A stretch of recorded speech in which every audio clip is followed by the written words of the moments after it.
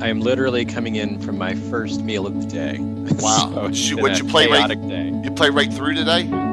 Yeah, I was going to try and eat between sessions, and then we had some technical difficulties getting Paul's game started, and I never really got to eat during Paul's game. So. How did that go? How did that go remote live? Go well? Yeah, I thought well, I wasn't streaming live. I was just running the Legends tournament for him. Okay. But it was good. We just had a couple issues with the Zoom being ended a little bit early, prematurely. So, well, that stinks. Yeah. And the last time was in the last minute of play we had left with the round. Oh! Uh-oh. But it's okay. I emailed the crew and I got what their die rolls were and what happened. So it wasn't going to change any major outcomes from the scoring point. All right, dual stream going up. Let's make sure that this doesn't crash. It should be good. We figure out how to get the chat open here. Yes, I will be relaying questions, but if you guys want to assist me on that, that is fine. I'm not even going to log in to Twitch. I'm just so fried. Sorry. If that's okay, Alan. Perfectly fine. Yeah.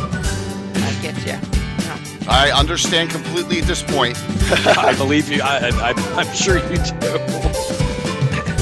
How many games have you run, Alan? I only ran about 15 hours a game, so not as much as I normally. 15 over a weekend is not bad. That's yeah. big number. So is it the same several times or different ones? Yeah. So I ran my castle twice, and then I ran Paul's tournament today, and then I played in Carlos's game on Friday. Yes, that's right. You played in the 9.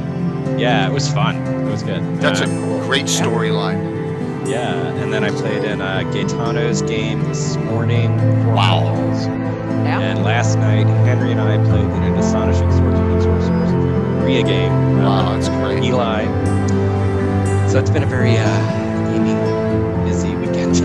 Yeah. So, but it's been good. How about you guys? Been having fun? Oh yes. Yeah. Especially just watching the joust last night was absolutely awesome. Yeah. One of the guys I was playing with last night or this morning was saying that they were going to be heading over to the joust next to try and do some jousting. So yeah. They expected to get trounced because they were low seated on their runs.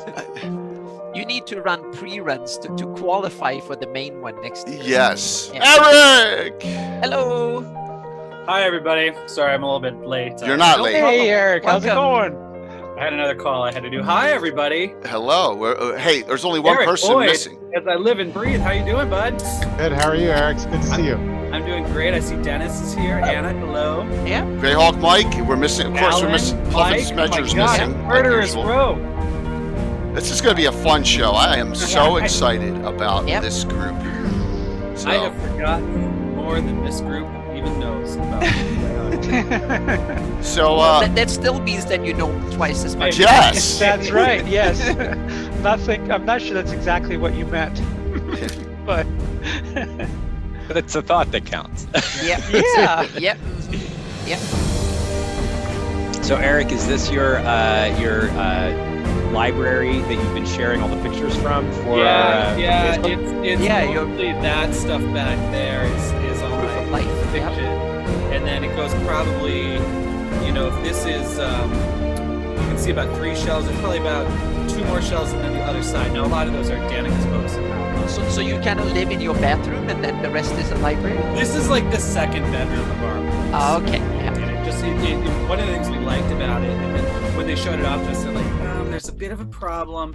The second bedroom, just the way the building kind of came together, it's kind of mostly just this long hallway, and we're like, great, we'll take it, Yes, it was like you saw a library. Yeah, exactly. Yep. And then these books back here and here are just occultism. Yeah. Stuff, which I don't share I got my shot. on my Facebook, but which I share exclusively on my Instagram. So you're going to get weird book pictures from me no matter how you follow me. Yeah, I never got into Instagram, I'm afraid. Yeah. I logged an account but never used it, so I need to get Weird. into it. It's the least social network I've ever been part of. Yeah, and you can't post from your computer. That's so annoying. It's so annoying. That's what I didn't gave even it know out. that's true. Is that true? You have to. Yeah, you can't from post phone or pictures. iPad. Yeah, and I was like, what the heck? It's like I go to my pictures. I deal with them on my photography. That I use my Are you a Lightroom and specialist? stuff. I would think that would be. Yeah, and why do I have to transfer to the smartphone? So I skipped Instagram. And now Understood. I don't really understand that, to be honest with you. For me, it's just a toy where I take a picture almost every day. Yeah. Post it, hope people like it, but Yeah. it is. It's just I don't understand. I don't understand how some people have 355,000 followers with 400 posts. Some people have 12,000 posts with 13 followers. I don't get it. I know it would help if I was a beautiful woman wearing a bikini. I think. Well, that Well, You would work as a weather woman. You will not place books. You will talk about clouds and weather and stuff on the yeah, TV maybe that would station. help. Yeah. That would help, but It's really funny just the way things go. I think I have trouble breaking through Twitter. I still don't have 500 Twitter followers. Jay, you break through every media with a sledgehammer. Oh. Don't worry about it. You are Thank you. prolific everywhere. So I feel Twitter's like, tough. Uh-oh. So this is my bread and butter here, right? And Luke and Stefan Picorni helped me get across 4,000 followers on Twitch last Sunday. So, and by the way, Eric, I saw you and Luke chatting while Jason was on. That was cool. yeah, I thought they were doing an interesting. Just speaking of like how to get followers and stuff, I thought one of the things that they did that was really interesting was keying their giveaways to the number of people who are following. It is a good idea, or the Never number really that are seen watching. that. Yeah, there's ways, there's things to do it. Absolutely. For me, what I do, and everyone knows this, is on our giveaways, if you're a subscriber, you get bonus tickets for the drawings. That's another good. And one. that gets you the subs, which, so I'm sorry I'm giving away my secrets there, everyone. But okay. here we go. Let me kick off this, let me kick this off here. won't get any competition. So, Online. Yeah, the sorry. Black Knight of the Great Kingdom from last night, and by the way, I got the download already for the Grand Joust of Altamira, and it was already processing on YouTube, because remember it was on Greyhawk, so I didn't have the access to it. But Jimmy Duffy got me the access to it, and I've already uploaded it to YouTube if you missed it. So, and Gary is the dry humor from the Black Knight is so unbelievable. Yep. So funny. So good. Oh my gosh. And he made it to the semifinals before he got eliminated. And he knocked out 2 elves. One Yes, female, yeah, he one took male. out 2 elves, and he basically taunted the elves the whole time. It was Yep, hysterical. Yep, he did. Yeah, that was so good. Saying they're only good for longevity potions. Oh my gosh, it was funny. Yeah. And his humor was so integrated into the game and to the setting that it was just awesome. So let's welcome here with an entry screen here and welcome our guests, our very special guests. We got a ton of them tonight. The finale of Gary Con Ethereal for the Greyhawk community and probably most other channels. I know Stefan Picorni will be a little later than us on Gaxmore. You can ask anything within reason tonight, everyone, okay? The one question I don't want to hear over and over is, why isn't WotC opening up Greyhawk? Because there's nothing we can do about it, right? Yeah. So let's go to Skip that one. ask questions about the setting, ask questions about from specific from all the experts. Let's do with that, you know? And the jerk to back night. Oh yeah, that's right. Antiquities, he took you out in the first round. He crushed you. Because I had sign-ups to the community playing that event last night. It was great. Oh, that was awesome. I had 13 people on my Zoom. Plus my friends were at the table. How little I sleep? I got 5 hours. That was enough. Jay Let's come live. Well, David, that was kind of a... We still got people coming on tonight. Good evening. Yes, I am. This is stream number 10 for 4 days, so I'm here still. Okay, I've made it. Anna has helped. The whole community has helped. Hello. We had 26 streams on GaryCon Greyhawk, and they were all fantastic. And everyone just came together. We had no issues. Everyone was on time. Everyone got off on time. It was great. So I wanted to say thank you to everyone. You know me, but I got my Legends and Lore partners here. I got the great Anna Meyer here and the legendary Greyhawk Mike Bridges. And we're going to talk about his very special Legends and Lore honoring Mike for Wednesday tonight, too. And that'll be an awesome, awesome thing. And then we have 4 of our 5 special guests. And the most obvious one, who I post in his cannon fire 100 times, isn't here yet. So who knows what's going on, but Gary will be here. So let me introduce them and tell them a little bit about themselves. Dennis, Malden Tetra. Dennis, welcome. Hey, thanks for inviting me to come along your this crazy ride here. It's going to be fun tonight, isn't it? It's going to be a blast. Just recently on the show a few months ago, talking about the Greyhawk deities and the specialty priests and what an in-depth discussion that was, and it was fantastic. Mr. Erik Boyd. Erik, welcome. Thank you. I'm really happy to be here again. It was a lot of fun last time. I look forward to the conversation. This is great. Awesome. Cannot wait to get this going. The man who knows everything about anything to do with Greyhawk, the Grow Dog, Alan Growy. Alan. Thank you. Alan. Happy to be back. Thanks. And Venarium Vord himself. The legend. Seriously, the legend. That character's turned into a legend in my campaign. It's turned into. He's turned into 2 play sessions. He's turned into a legend. And I apologize. Are you VP or P of Paizo or Director of Operations? I don't know your title, Erik. So I am the publisher at Paizo and the Chief Creative Officer. I have 2 titles, so you can be forgiven for not remembering either of them. Well, I still do. Thank you, Erik. I just think of you as God Emperor of Exactly. I'll answer that. Yeah. Yep. Yeah, Hi, everybody. there's going to be more here. Come to Lord Gazumba if you're on both. I'm not trying to pull from Gary Con Greyhawk. All the giveaways are here tonight.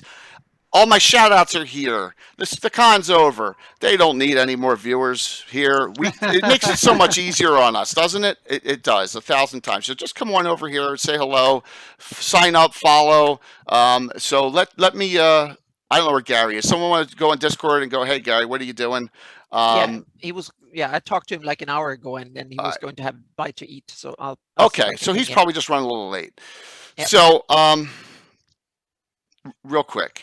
This only fits, though, in my Gary Holian scheme of things. I've still never met Gary in person or seen him in person. That goes for the rest of us. Despite really? living in the Bay Alan, Area only together. You have never seen or met Gary in person. Erik and Dennis, have you seen him in person? Do you know No, he actually exists? No. No. I, No, As See, long as we don't know he actually exists. he might be a bot. I mean, the running joke is he's a bot. The running Yeah. joke is he's a bot. Not after Yeah. last night. He was Yeah, so many- funny last night. The many decades that Erik and I have known him, we've never actually met him. I would say, yeah, until he started dropping in on your show, I was one of the only people that ever even heard his voice. That's true. Yeah. I talked to him on the phone Thank you, when I Derek. lived in California. Is Okay. Gary Holian and Carl Sargent, you guys? Oh. Yeah. Oh. It all Maybe. wheels within wheels. Yeah. Yeah. So last night in the semifinals, Von Molku, Michael Mossbarger, was fighting his character against the Black Knight, and he unhorsed him in like the 3rd pass or whatever. It went right down to the end, and he said, I never knew all the time I was in Cannon Fire that Pluffett Smedger was Gary Holian, and you wrote the Gazetteer, and I'm honored to have defeated you. And I thought that was seriously, I thought that was touching because they put 2 and 2 together, Cool. right? Yeah. So that was that was a great moment there for us. All right, so I'm going to ask the first question, and then we're going to open it up to everyone. But before that, you ready for 6 giveaways tonight? 6. A lot of these are courtesy of Canadian Ancient Gamer. The entire reprints of all the 2nd edition books. All right, all of them. All right. Oh. The entire reprints, hardback of all the 1st edition books. That's another one. Wow. Okay. A 2nd edition. Let's see, we're old. I'm old school. A 2nd edition adventure pack, Border Watch, the Scarlet Brotherhood, and Treasures of Greyhawk. All right. 1st edition adventures. Secret of Bone Hill, The Honor Leonard, Ghost Tower of Inverness, Tomb of Lizard King. Erik, I got you covered. You got me. You got the package with puppets. Oh. I got you with it. I got you with the Expeditions to the Ruins of Greyhawk and hardback. Oh, that's a good one. Yes. Okay, we got that. And then I don't know if you want to say this is the grand prize or not. It depends on your point of view. But we're giving away another dual signed copy, and there's only 4 of them out there now of My Whore in the Hools with Carlos Lysing that just got published.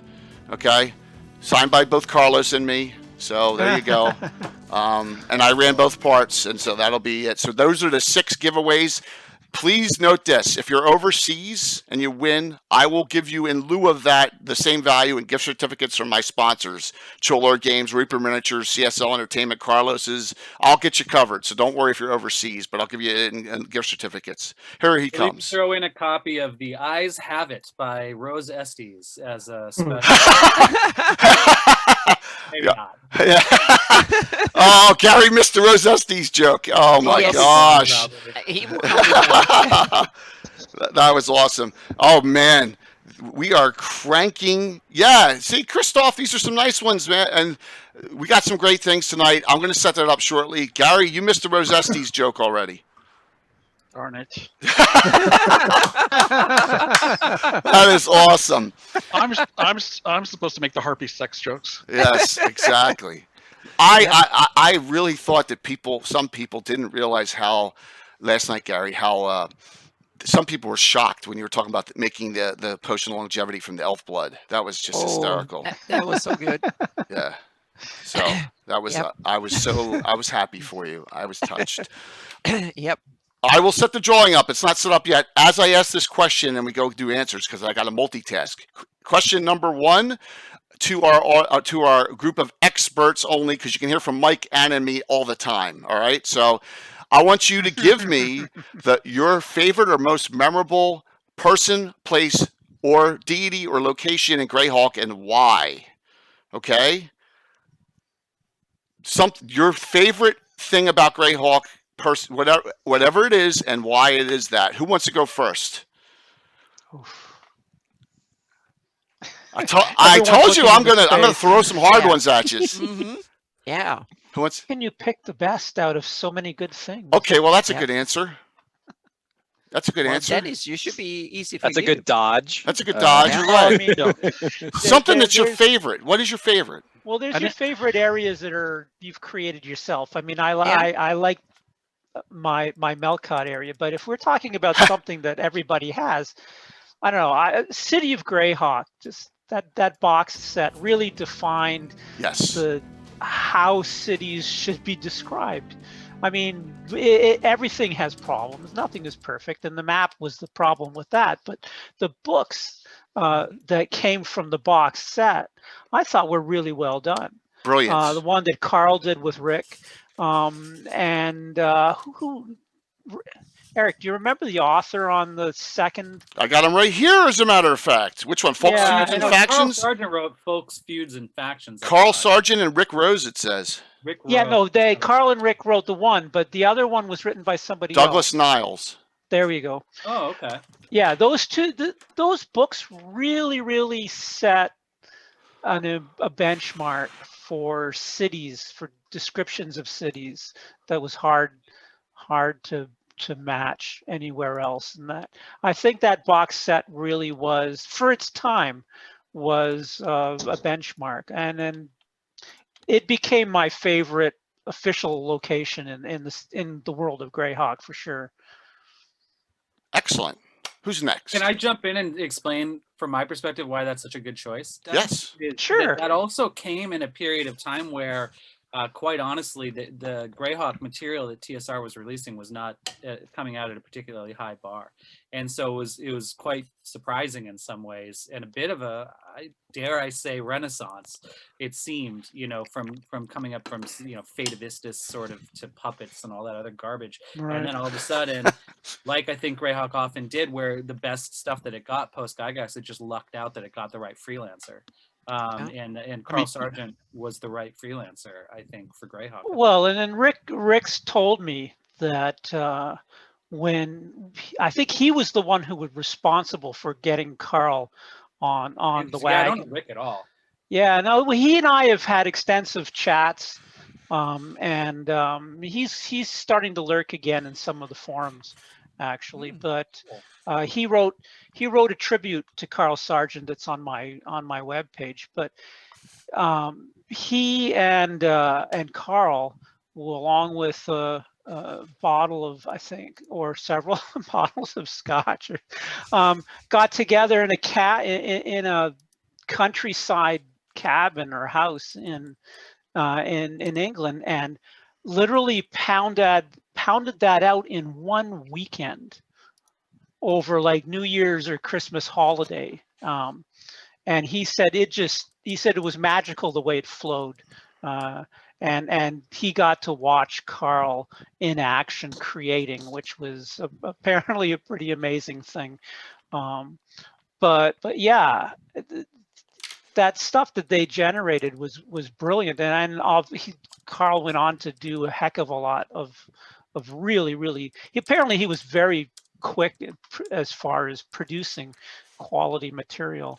But yeah, it was groundbreaking for the time, I think. So yeah, that would have to be my easy pick for fave. Beautiful, great one. Yep. Who wants to take that up? I'll go next. Sure.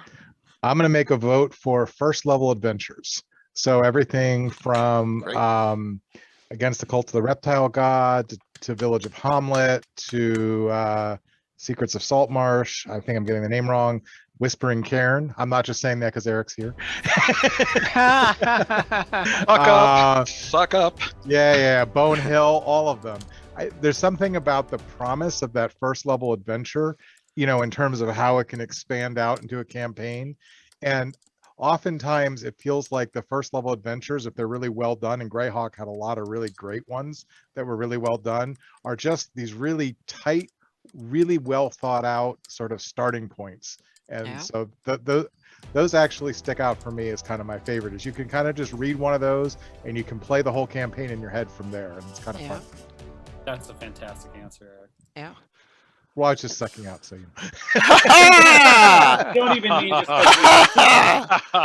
kind of No, I'm just kidding. But no, literally, there's not a misfire other than mine. There's not a misfire in that whole list. They're all great. All of the great foundational first level modules in AD&D are Greyhawk adventures. Yeah. Yes. And they are well-rounded set in the setting, and they're like mini sandboxes that you can kind of use and go back to and make as a home base, and the players and the characters get to know it and interact with it. No, just Greyhawk had so many of those kickoff modules that were so tightly written and well done, and they were creative too. That was the other part for me, is like there's not a lot of commonality between those different adventures. They all have a very different tact. They're all by a different author, and they're all great. So excellent. Yep. So that leaves technically Eric still, and Alan and Gary for this one. Do you want Mike? Eric kind of and Mike. Whomever. I'm happy to go in. Go for it. All right. So for me, it's the Darlene map. That's probably my favorite, part of said the in the setting. audience. And that's Good because choice. it's the first thing that I interacted with when I got the World of Greyhawk box set in 1983 is the just looking at that map before you even delve into the books. It's just like, what is this? The vibrant colors are beautiful. Of course, Darlene's calligraphy is next level. We turned it into a font when we redid the map for Dungeon magazines, 30 years later, and so that map has probably given me more pleasure just staring at it than any other thing, at least insofar as D&D is involved. So I think it's the Darlene map, the essence of what is Greyhawk. We've all built extra stuff on top of it. Lord knows we've explored other parts of the world, other parts of the planes, depths of the history, the setting, everything. But everything that is fundamentally Greyhawk is represented somewhere on that map in such a beautiful way that the maps that have come since are either sort of pale imitations of that map, i.e. the From the Ashes version of that map, or something completely different in a different art form of their own, like what Anna does, or some of the more modern maps where it's like just starting from scratch. But there's like an quality to that Darlene map that is very, very close to the center of what I love about the Greyhawk setting. Yeah, I totally agree with you, Eric. And the interesting thing with that map, there was no precedence, meaning that was the first setting map for a role-playing game. So I think that makes it even more impressive. That was not like they had a lot of inspiration and stuff. It was kind of a unique thing in itself. So that makes it even more impressive, I think, as a piece of art and as a product. Speaking of which, Anna, something that I think you would have probably felt similar to how I did is one of my favorite things about working at Wizards of the Coast in like 1999, 2000, the first couple of years I worked there, was I didn't have any friends there really at all. I knew Sean Reynolds and I knew Lisa Stevens, and that was it. And everyone else I knew, it was like somebody like Jeff Grubb, who I'd been worshiping as a kid, but I'd never actually met. And all of them were very friendly, and eventually became friends with many of them. But at first I didn't know anybody. And one of the groups of people I sort of gravitated toward was the artists. And they had a special room at the time called Siberia because it was so isolated from the rest of the Wizards of the Coast campus, but it was pretty close to where we ultimately ended up in the RPGA, because we got shunted away from the main designers and developers of D&D and like more into what at the time was called BCI, which was the Organized Play for Magic, which was closer to Siberia. And because I was editing Polyhedron at the time, I had regular business with the cartographers, the on-staff cartographers, to do maps. So I would be in their area meeting with Todd Gamble or Rob Lazzaretti or some other folks. And then I became friends with Sam Wood and Todd Lockwood and the different sort of cover artists and interior artists. They all were employed by the company. That doesn't really happen so much anymore, at least in the tabletop space, but they all were working there painting. You smelled like oil paints, and there was amazing. And Rob Lazzaretti once showed me that in the chain of custody from TSR all the way to Wizards, one of the treasures that was in the cartography department at Wizards were the original transparencies of the Darlene maps and the different layers and everything. And so it was really cool to get to see that and like breathe on it, and touch it.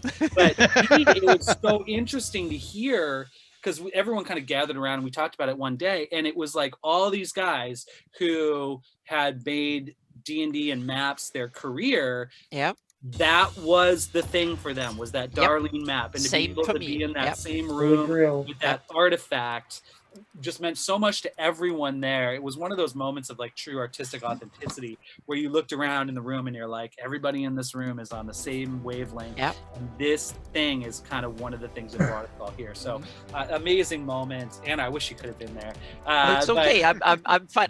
I've talked to and listened to Darlene talk about the story about the maps on her seminar, and then discussed it with her when we sat and chatted at GaryCon, like was it 3-4 years ago, and now I'm a bit of a heresy here, but I mean, I went to Gamehole Con, and we had he showed me the kind of treasury room behind it. He had at the Gamehole Con, and then that was the original Ed Greenwood Forgotten Realms maps that he scribbled down and stuff, and that was amazing just to hold them and see. So there's few to say it. So maps, and especially for me, that's the canvas of where the stories play out. Just like I said on my seminar a couple of days ago, for me that's one of the cornerstones in gaming for me.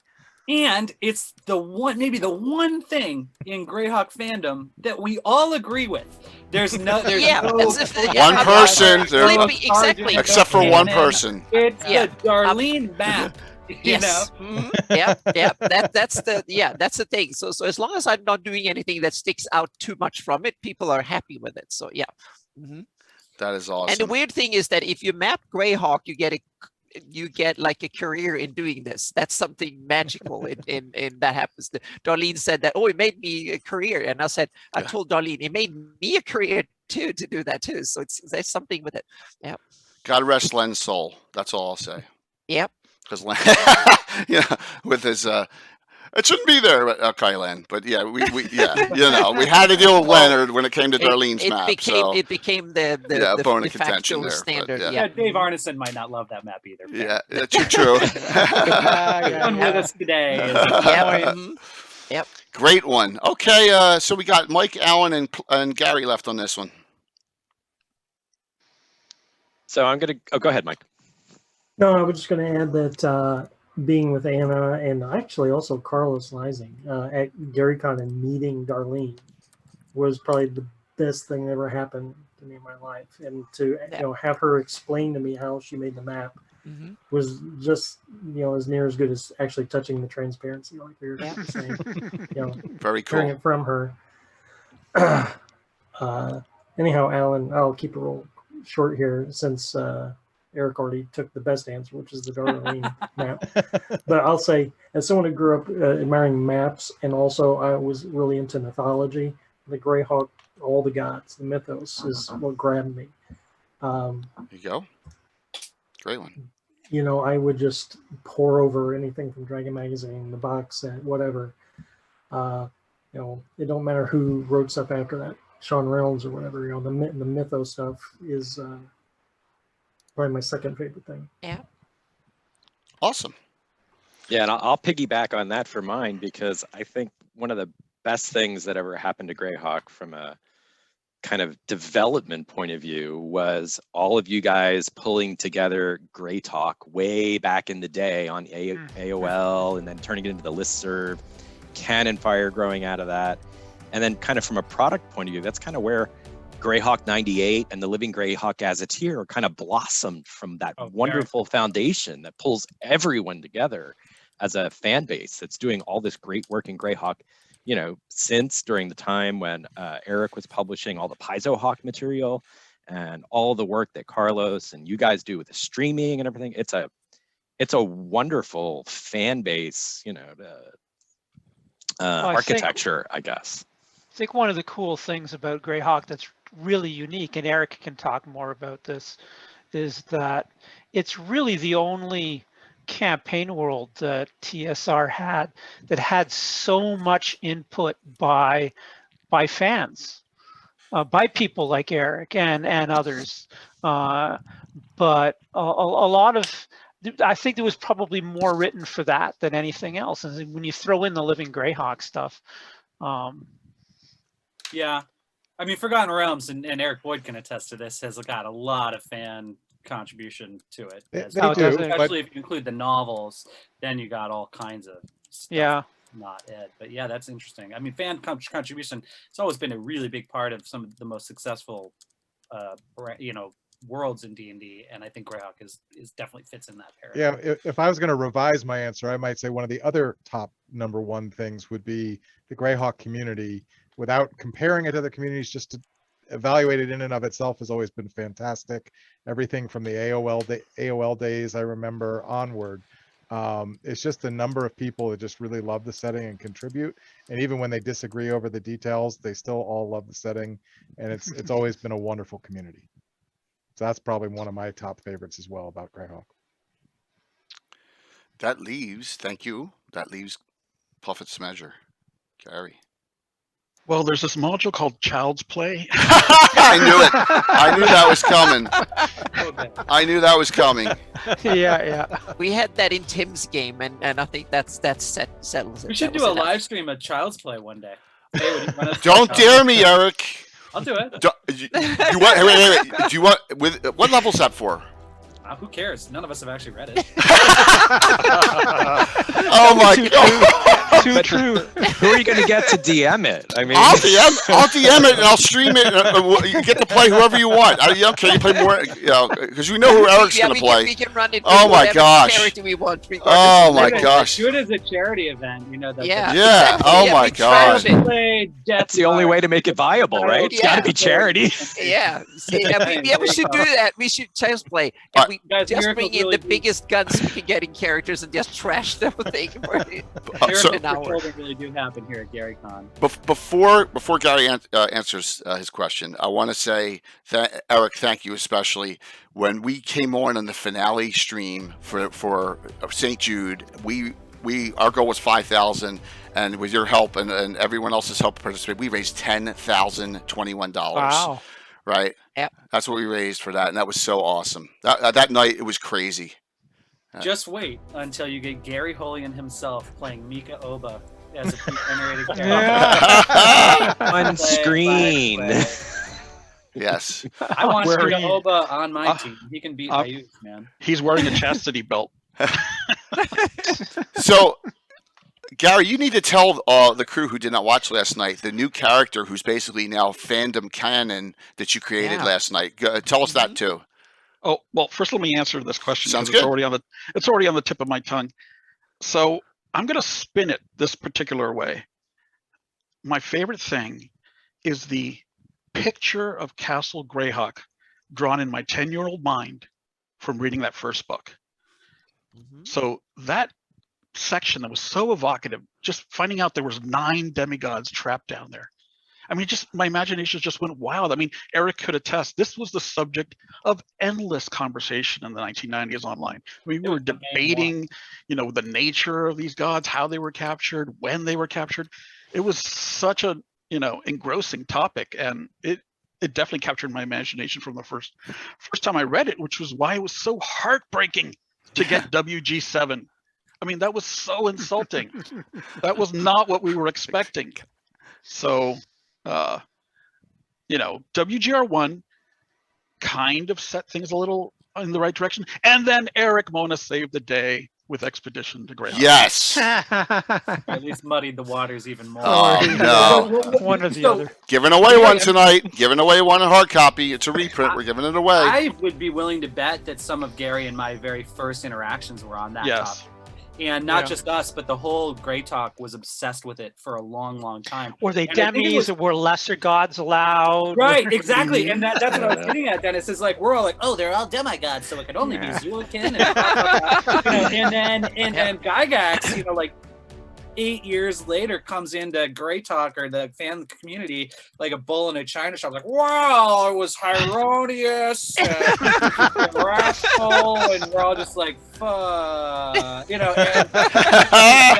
there's a lesson there too, which was sort of chasing the real answer in Greyhawk is kind of a fool's game, because you get back to the Gary campaign, which was not in Dennis. I'm sorry, Alan, you're the expert in this, as far as I'm concerned. But Gary's campaign is not the same thing as the published version of Greyhawk, which is, and that is interesting in and of itself. And so I think if you orthodoxy only gets you so far in Greyhawk fandom before you run up into something that cannot be the official version because it was the way Gary ran it out of his notebook. Yeah, there's a lesson there. I think we all have this vision of this platonic Greyhawk that existed out there that we only got glimpses of the shadows of. We see these reflections, these shadows, and we think it was like epic and awesome. But in some ways it was, and in some ways it wasn't, right? In some ways it was sillier than we probably think it is. But in other ways it was just as creative, just as interesting as anything that was ever published. So, it's a shame that we don't have Gary around to keep telling us these stories, but but we can make our own stories. That's the important part. Yeah, that is absolutely the case, 100%. Yeah. That's what makes it so great. So, Gary, tell us about your new Black Knight of the Great Kingdom, real quick. Yeah. Well, now I'm ashamed we lost. Hey, come on, going to the semifinals is not bad.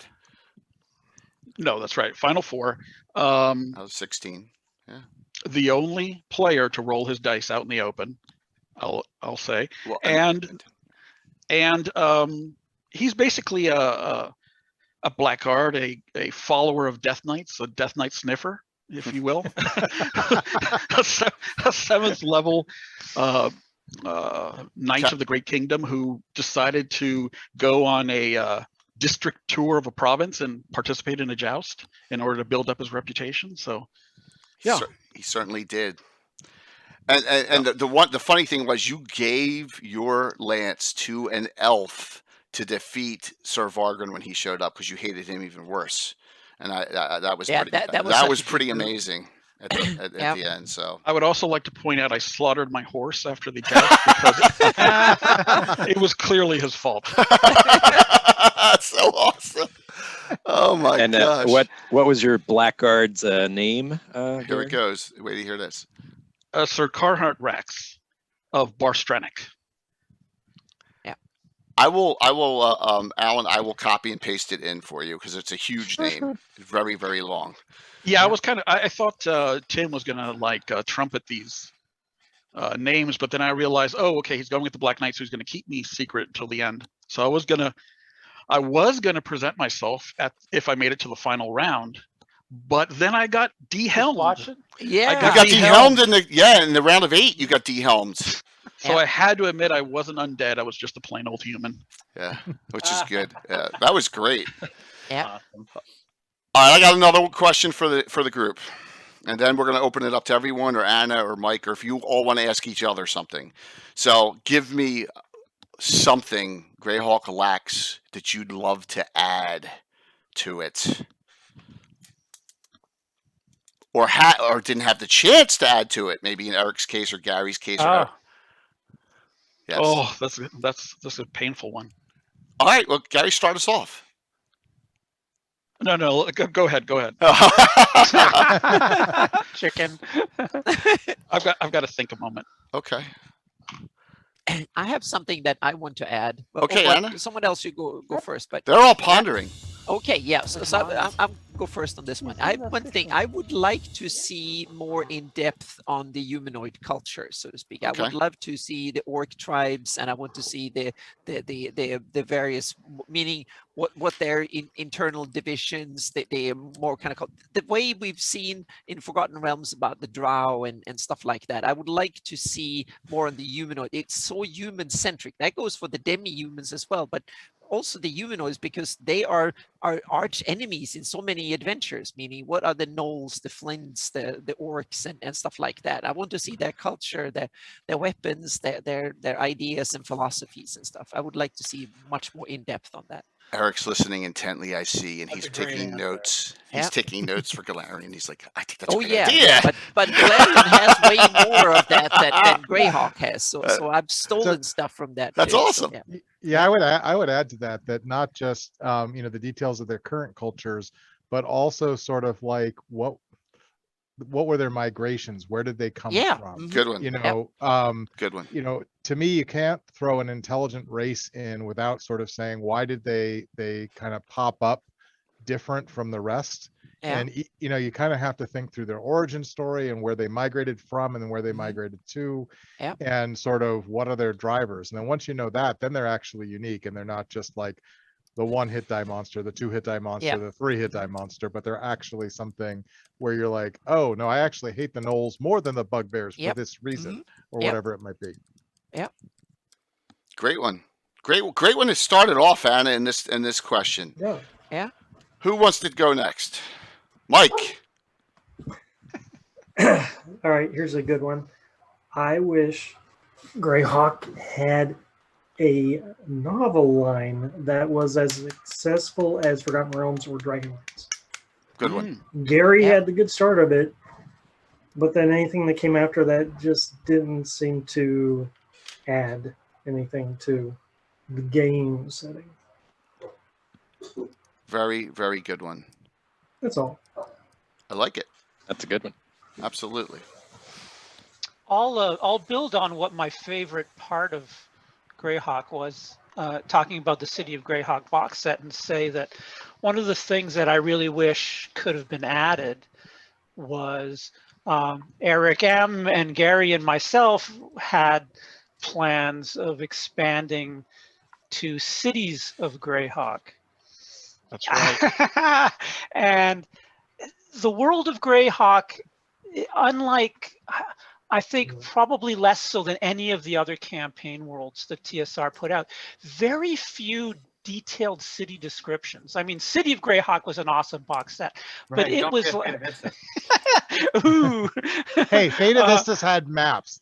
I Yeah, loved it those did. maps. If you can call those maps. I know they were awful, but it had maps, and that made me Exactly. happy. It's a huge Yeah. step from nothing. So yeah. The other campaign worlds had so many other good cities, city descriptions. Greyhawk never had that. Never had those urban areas fleshed out at all. And so that was something that I think we really missed out on, was being able to do the Cities of Greyhawk series. The world of Irongate. Well, that was going to be the next one that we were planning, right? And so thank goodness that Erik managed to get us to squeeze that in at the end, right? And Erik's talked about that in previous streams, but how the door was closing, and it was he took the chance to get it out, but Irongate was going to be the next, but that was, we had dreams that may be too big for what could have ever been done anyways. But I don't know, Erik, maybe you can follow up. Well, yeah, I want to kind of piggyback on that, because this is a tough question in some ways, because I'm thinking like, there was a period of time where I had the ability, in somewhat limited form, to fill in some of the blanks, so or was tangentially involved. So, one of the things my first thought was, well, it would be interesting to get a little bit more information about how some of the human cultures on the periphery of the map, like in Hepmonaland and stuff, how they would fit in. And then Sean Reynolds did a fair amount of that work in Third Edition. And so some of that's been done. And then I was thinking, okay, well, maybe my answer is Castle Greyhawk. We never really got a real Castle Greyhawk. We got 3 fraudulent versions, one from TSR and Wizards, one of which I co-wrote, and then we had Castle Zagig, we had Rob's levels through various Herculean efforts on behalf of Alan and others, and so we get little snippets of it, but we never really got the real thing. But then I remembered some of the negotiations I was involved with to try to make a project like that happen, and how vastly different some of these applications were, and as beautiful as it would be to see Gary's original version, it was going to look more like a DM's notebook than a published thing. And then you got Rob and his vision not being exactly the same as Gary. There is no, I'll let Grodog correct me, but there's really, in my opinion, no official version. I mean, Gary's obviously comes as close, but that's not what we think of when we think of a published dungeon. And so for me, the aspect of the real Castle Greyhawk not actually existing gives it kind of an elusive quality that I've come to almost appreciate, in a sense, because it allows us all to interpret the dungeon of D&D, or Castle Blackmore aside, in however we see fit. And it can be informed by Rob, it can be informed by Gary, it can be informed by some of the stuff my old college GM Joe Block is doing. There's lots of different takes on it, and I think in some ways that's better. So as I was thinking about it, and then I hit on what Dennis was saying, cities is something that's really interesting to me. The city of Greyhawk itself is something that's really interesting to me. So I think that the thing that I if I could pluck my hand into the time stream and pull something out that we never really got, it's probably that quasi mythical Gary Gygax, Frank Menser Stoink manuscript, the Wasp's Nest product. It was talked about a couple of times in Dragon. I think the last real sighting of it is Doug Behringer said he saw a manuscript of it when interning at TSR at some point. Well, I have a scan of the map. We've got a scan of the map. Yeah, there's a scan of the map. Now I have 4 pages of notes from it. I think the fact of the matter is, I think manuscripts can mean a lot of different things, and in this case, it probably meant more like an outline. But the idea, one of the things that we never really got was a largely Gary Gygax driven, in the early 80s, this is my presentation of a city, in sort of a city state of the invincible overlord kind of a presentation. And I think that would, by today's standards in some ways, probably look a bit primitive, but just getting a sense of how the creator of Greyhawk would organize a city-based product, I think would be very instructive. Now I know there's Igsburg and stuff like that. I never really got too deep into that because I always assumed it was 75% written by somebody else. But I don't know if that's fair or not. That's just my impression. And so I would have loved to have seen a Gary Gygax city product, and I'm not sure we ever really got that. did edit so well in one of the Gord books that he had so I know, much and fun. so I and was all able that. to like Yeah. cobble together notes from it, but that Yeah. took a hell of a lot of work, and again was just a snapshot. And again, it was just for a novel. So is it the same thing as what you would get with a game product? How would Gary run city-based campaigns? That kind of thing is very interesting to me. Well, even when I was building the map, which eventually came out for Living Greyhawk, I scoured the novels for all references to the city, Right. and the impression that I got was his descriptions of the city, which are, very, very good from a literary kind of point of view. I think all of it gives me the impression that he was writing the description strictly from the idea of the narrative of the story. And I don't believe that when he talks about Gord doing this and running through here, and some of it just doesn't make sense when you try to map it out. And I think he wasn't operating from a map. There was never really any design that I think he had in the background that he would then use as he was writing the story. I think he was just writing the story and making it up as he went. Yeah. And Yeah, I agree. yeah. So 2 things from the audience. Christoph said Western Auric, nothing written, right? So that's one that he's really, except for the skip weekend, right on a map deal, right? Yeah. So that was a relief to hear that the map was not underbuilt by more than that. So, yes. And the second thing was DM Dave, and everyone knows DM 2215. He said no novels is a good thing. It keeps Greyhawk's sandbox open, whereas Forgotten Realms ties it down. That's his perspective. Yeah. So just wanted to put Yeah, those I don't points want out anything. I don't want anything in Western Auric personally. I don't give a shit. there. There was a time where I would read all the Sagard the Barbarian books and post copious notes about, the country of Hytaxia must be here and all that. And that's very interesting. I'm still interested in that. But the reality is, if it's not on that Darlene map, I don't give a shit. How about the extension of Monoland and the extension of the Isle of Dread that Gary did, which is not on the Darlene map? It's further down. Do you count that? Well, of course I count that. I'm speaking hyperbolically, of course, but the more we get from the, there's still so much ground to cover in just the setting that we have that is undeniably Greyhawk. And this again, I'm just speaking for myself. But Erik, you added Sassarine and that part of down there. That was an awesome addition to the map, to the setting, and that was out. So so you see, meaning it's possible to extend it and make it fit into the. And in fairness, I guess stuff like the Sea of Dust and like what's on exactly the other side of the sea. I am interested in that, but like what is in the Empire of Lynn and all that crap. Yeah, but it's good to. Yeah, I agree with you. I like to have it as an empty canvas that you can build on yourself. Mm-hmm. So we still have Alan and Gary on this one, I believe. Yeah, I guess I'll piggyback off that answer from Dennis as well. I mean, one of the things Erik and I talked about is after the Living Greyhawk Gazetteer, there was a brief window when there was a prospect that there might be another book. They might let us do another book. So what would that book be? We were thinking maybe it would be, a dozen cities of the Flannis. We would maybe give them each 10 to 12 pages, a map, everything you need to run your own campaign in that city. And they would include places like Rel Astra and Iron Gate and Spine Castle, which did actually make it into Dungeon. But that never came about. And, we were able to put some material in the magazines in order to catch it up. But it's such a shame we never really, Rel Astra should be a setting to equals the city of Greyhawk, but it really has almost nothing. Yeah. Anna had a campaign there.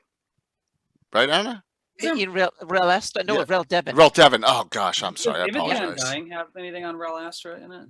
And not much. Very little. Very little. Yeah, very little. It didn't cover that part. Even something like Roxy's, a city like that would just be amazing for adventuring. But there's nothing about the Great Kingdom that's ever been published. So Which is weird, since that is well, except for home... Carl's, Carl Sargent's. It's Ivid the Undying, yeah. Ivid Yeah. the Undying. That was put out, and that was awesome, but that was the only thing that was ever done. So if you living Greyhawk players out there ever wondered why there were places that your triads couldn't go, it's because Erik reserved them. Oh yeah, probably not a few places. Sorry. Yeah, I have a habit of doing that. Like, there's still places in Galarian that like other people kind of can't touch, because I'm like, I'm saving that for me. About a year ago, now that this has happened for like 15 years, I finally took all my markers off the map and said, all right, I give up. other people can participate in writing about the country of Nex or whatever. So I would add one too, if I can. Sure. So the it's kind of a weird map now, but the map in D1, of the Underdark.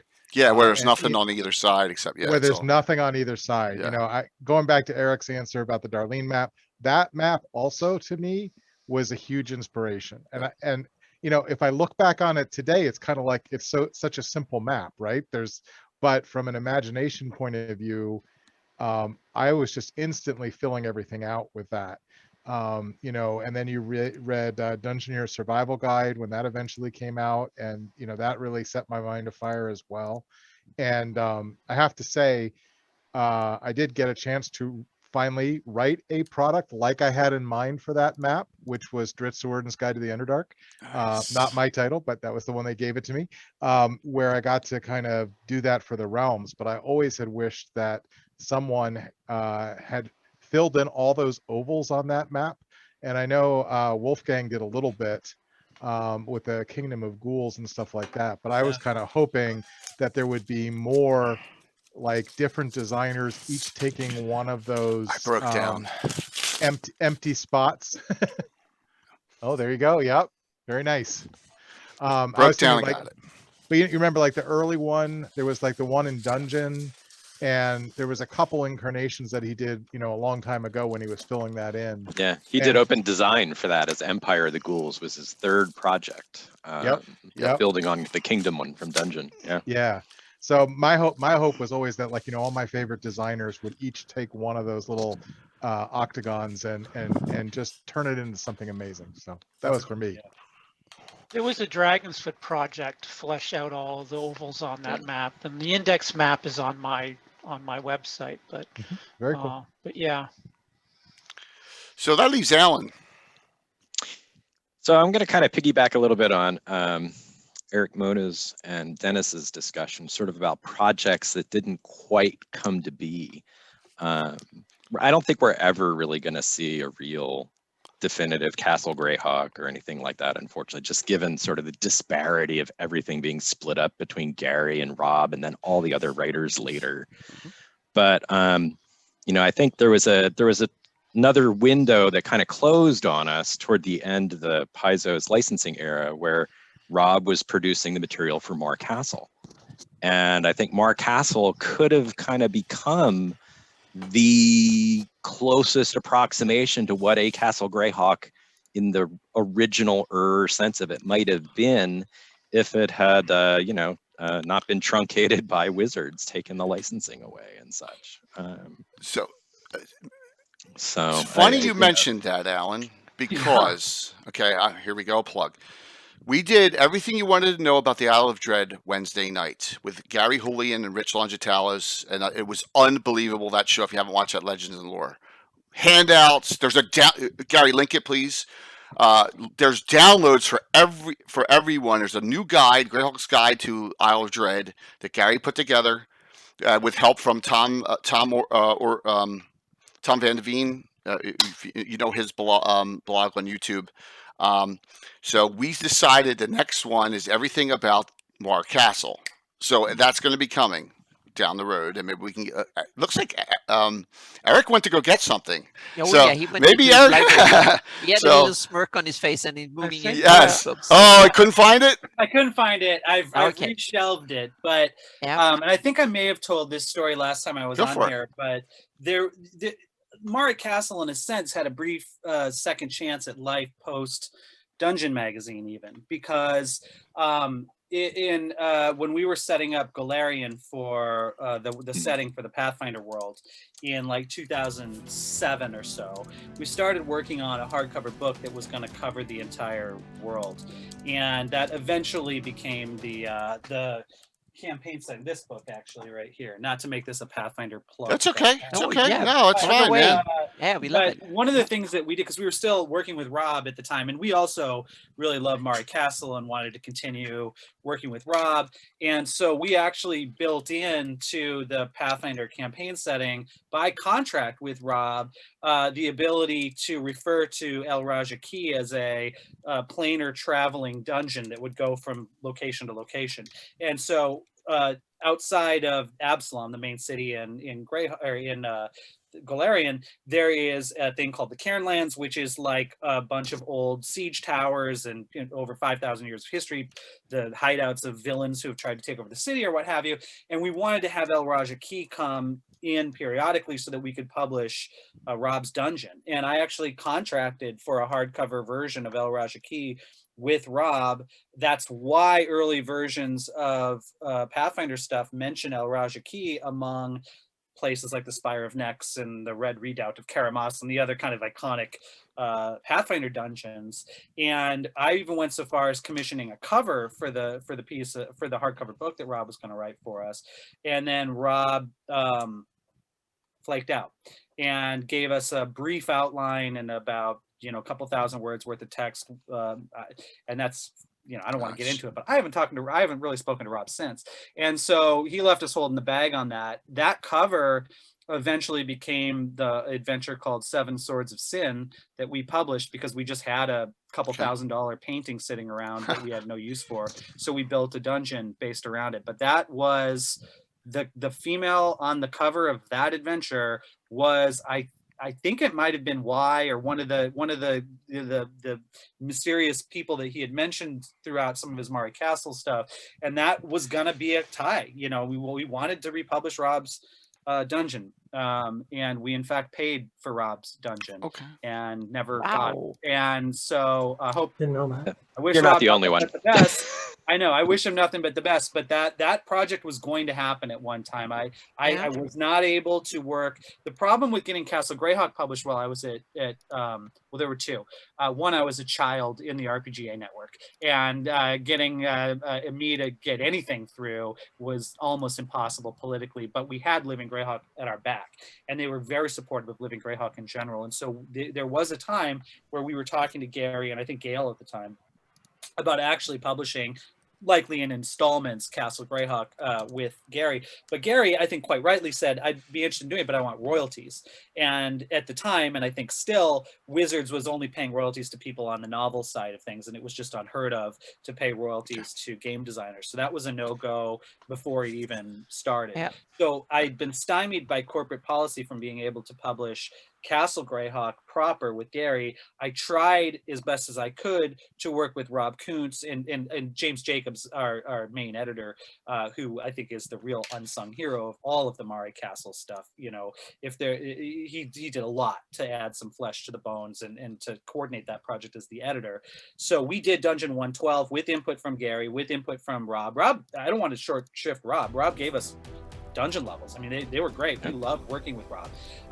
And so we tried to publish as much of that as time allowed, but of course then our license ended and that was the end of that project. So then it was like, how else could we keep this alive? I wanted to do everything I could as a Greyhawk fan who had some modicum of power within the publishing framework of D&D. I wanted to never be able to say I didn't do everything I possibly could to get a version of this original dungeon published. And I went so far as to, at the end of the day, throw money into a pit that never turned into anything, except for a cover for another adventure, to make it happen. And it just, it didn't work out, unfortunately.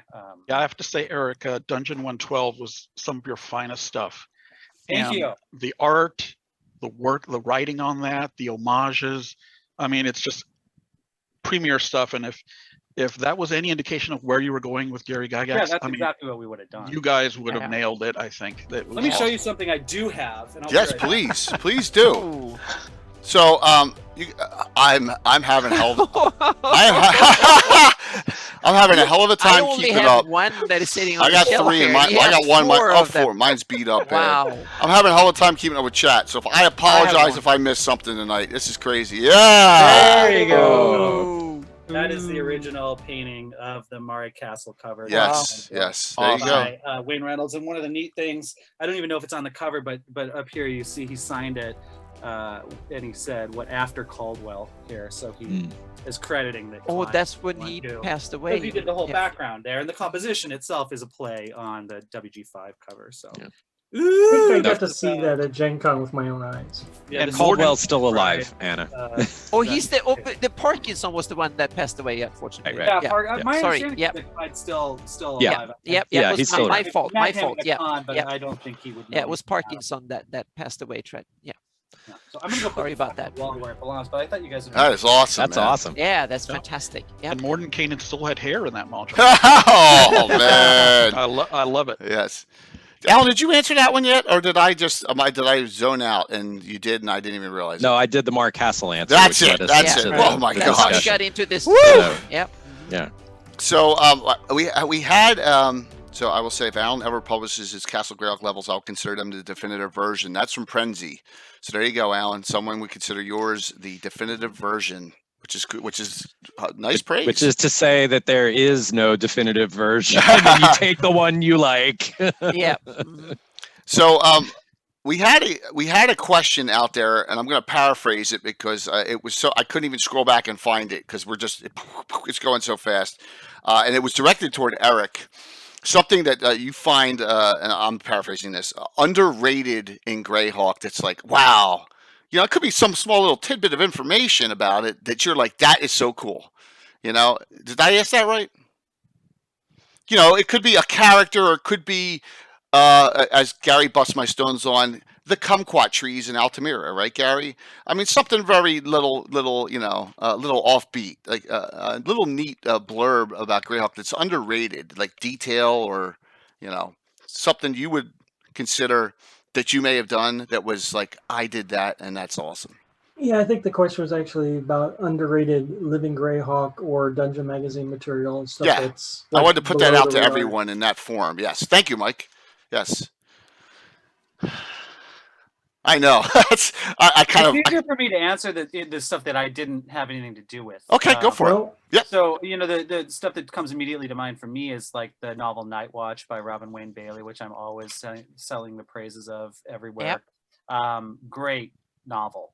Not so good that they didn't put the Greyhawk logo on it, and so that gave a really interesting insight into the city. The city, when you had in your brain already the City of Greyhawk box set that Dennis was talking about earlier, and then this really gave it the flavor, and it felt like a lived-in place. I thought that was really interesting.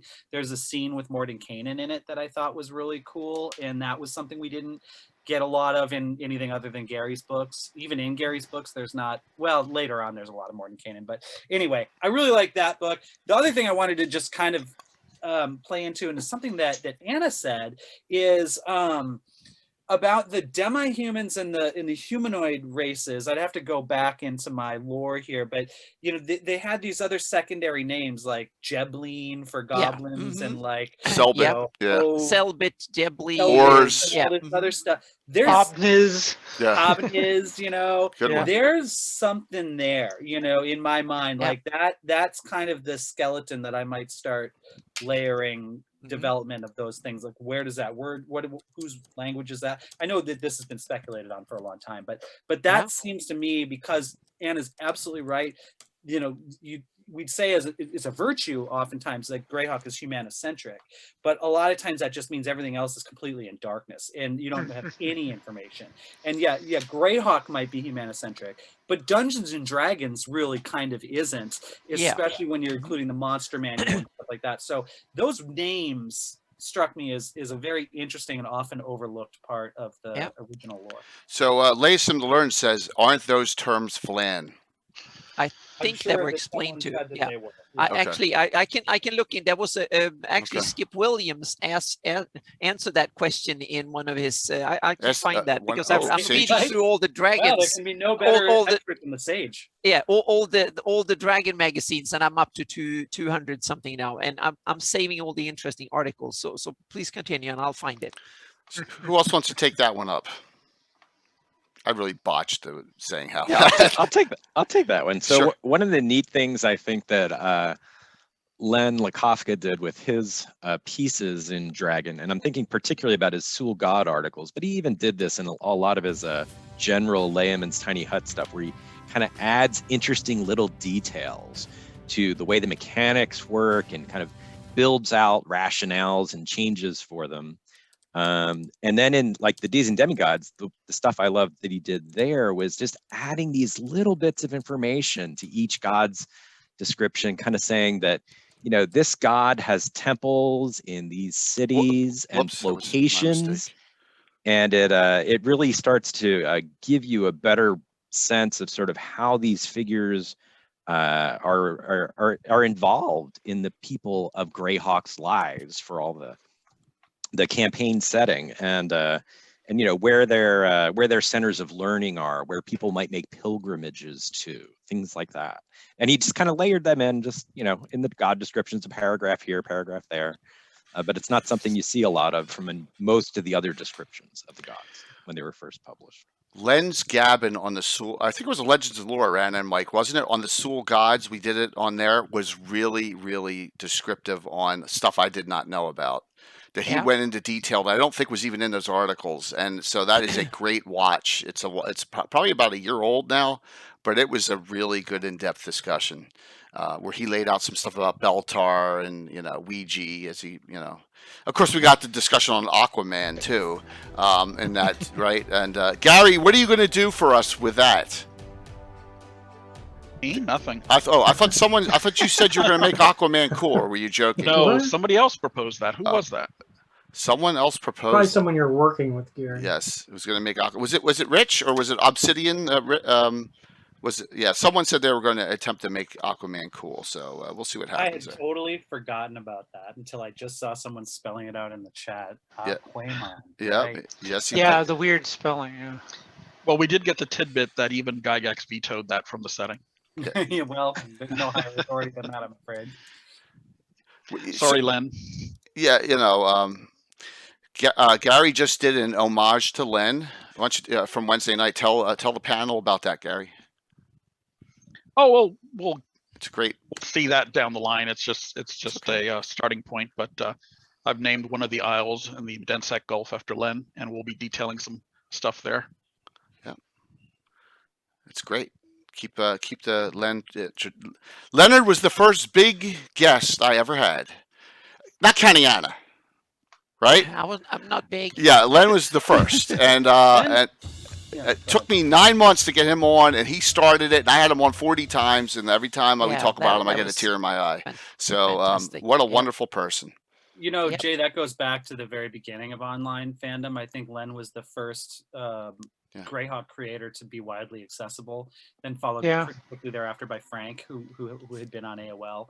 And so, you know, Len was friendly to me from within the first couple of weeks of me first signing on to AOL all the way up until I was a co-guest with you, you know, on one of the shows, which was an honor. Yeah, and Len popped on.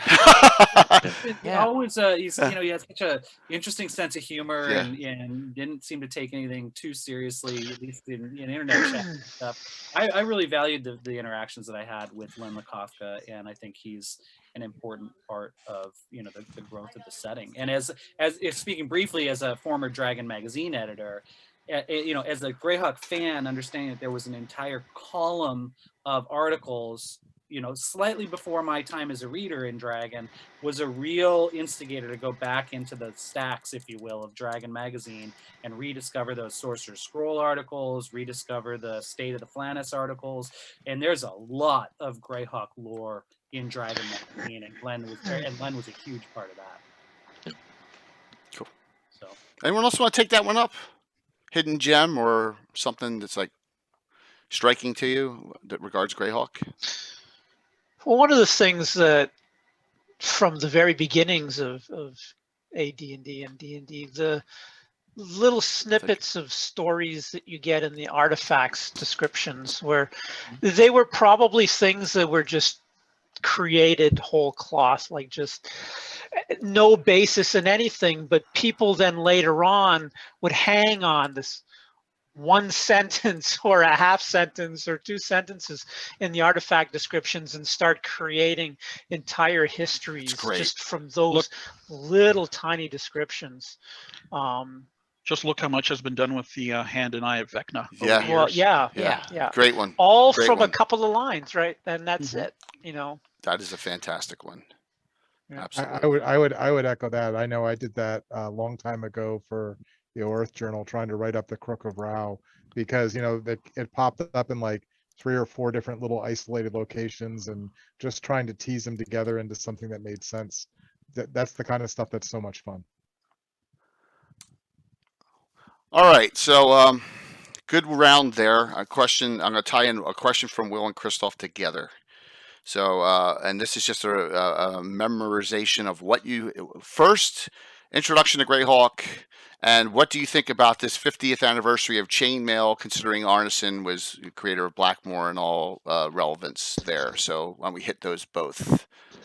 Who wants to go first? First time. I'm afraid I know very little about the chainmail stuff. Okay. That's kind of out of my readings from the past.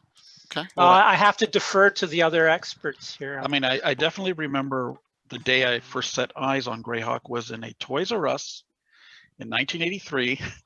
I saw the gold box set and I picked it up, and it's been love ever since. But what was interesting was someone had ripped open the shrink wrap, and there was like a couple of extra maps in there that didn't belong in the box.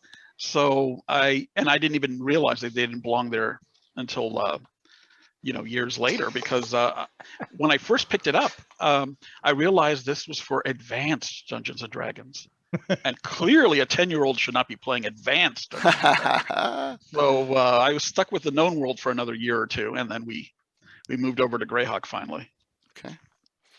Any chainmail for the being 50th on that there, Gary? Or we did the game last night was chainmail based, right? Chainmail and D&D combined. It's awesome D&D archaeology though. Yep. To go through that stuff. Okay, very cool.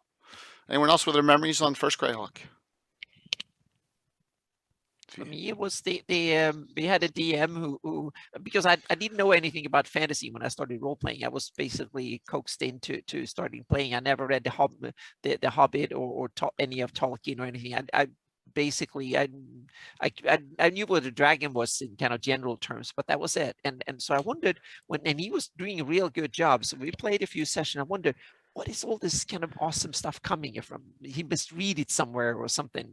And then when, like, what was it, like 2 years in, then I played maybe 15 times or something, and went to they had a bookstore in Gothenburg that just started taking in D&D stuff, and they had the box set, and I realized when I opened it, and there wasn't shrink wrap, so you can actually like sift through and shake, and it was like, this is where the magic came. So I just bought it. They had one box in the store, so I bought it, and no one else in the game group knew anything about it for a while, and I started reading it. So when the first DM we had, he took off and left and started studying away, so we simply started rotating, and I started taking stories out of the book, and that's how I fell in love with the setting and the maps. Yeah.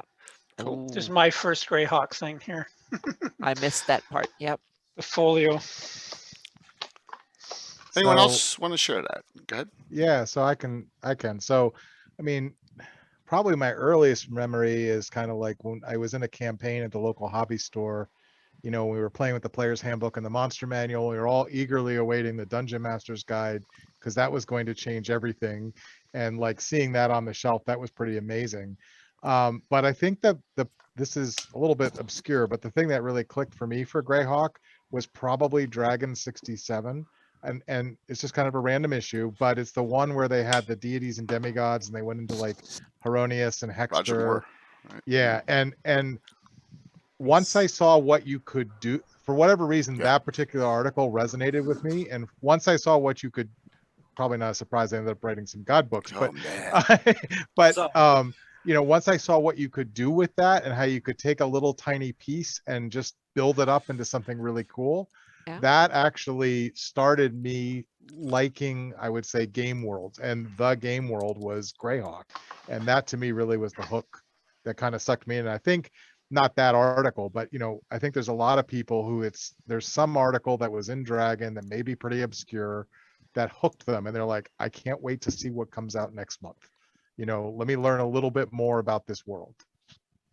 Yeah, I'll piggyback on that one. So my first 2 issues of Dragon were 58 and 63. I got at a bookstore near one of my uncle's homes, and the one in 63 had the article on bandit kingdoms and had the map that kind of detailed all the little bandit principalities and Stoink and Warfields and all that. Red Hand. And yeah, exactly. And that's what made me go start looking back, like Erik was saying earlier, to old Dragon magazines and buying back issues and trying to get my hands eventually on the elusive number TD37 with the art details about Mordenkainen and Erik's cousin in there and all that good stuff. But that's what really made opened up the possibilities the same way you're describing, Erik, from the folio was that article, and kind of like, oh, there's a lot more here than just what's in this, awesome set of maps and 32-page booklet. And then on the chainmail front, I never played chainmail as a kid, but I had the pleasure of playing chainmail at a Lake Geneva gaming convention before Gary had died, and Paul Stormberg was running chainmail scenarios there and kind of resurrecting some of these old articles and battles and stuff from some of the Dragon magazine pieces and the battle from the Brown Hills, which was like in Wargamers newsletter or something like that. That year we played the battle for the Moat House as Paul had recreated it in chainmail, and Paul's best friend and I played along with Rich Franks against Rob Kuntz, Tim Kask, and John Boback. And we had never played chainmail before, and they were all old hands at battling all this stuff. Tim Kask had already walked the side of the board so he could use his feet to calculate ranges already. And we thought he was just coming over to chit chat with us. No. He was pacing the board out for range finding. Oh my gosh. And we beat him. Nice. So that was fun. But Awesome. Paul has run chainmail at GaryCon and at other conventions, of course, many, many times, and helped really expose a lot of folks to it over the years. They were planning on they always do the Battle of Emerald Meadows too, don't they? Which I would love to get in on once, if I recall. That's where my campaign started in 569, back then. So really cool.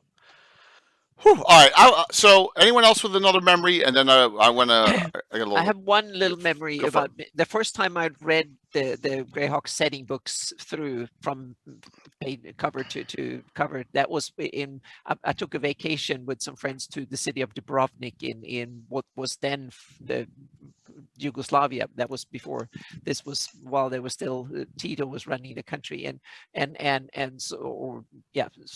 it was awesome to sit and my friends, they just went partying and whatever. I sat and outside and just enjoyed the view and we had like a balcony on top of the hotel, and this is like a true medieval city, and it was fantastic to read a fantasy setting in a place like that and then go out. So that, I think those memories also cemented the magic of Greyhawk in a way, because it was a place that was magically fantasy like. And yeah, now Dubrovnik is swarmed over by all the people that wants to see it from appearances in various fantasy movies and TV series and stuff.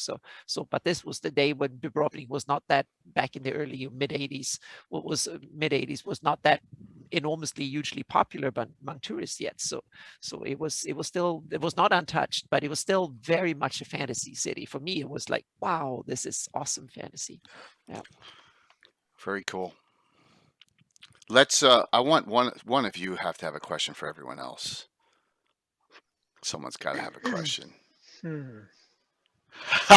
Well, actually, I do want to ask Erik a question. Okay. About that period in the 2000s, did you have a no-go zone? Were there topics you weren't allowed to cover in Dungeon and Dragon, Greyhawk wise?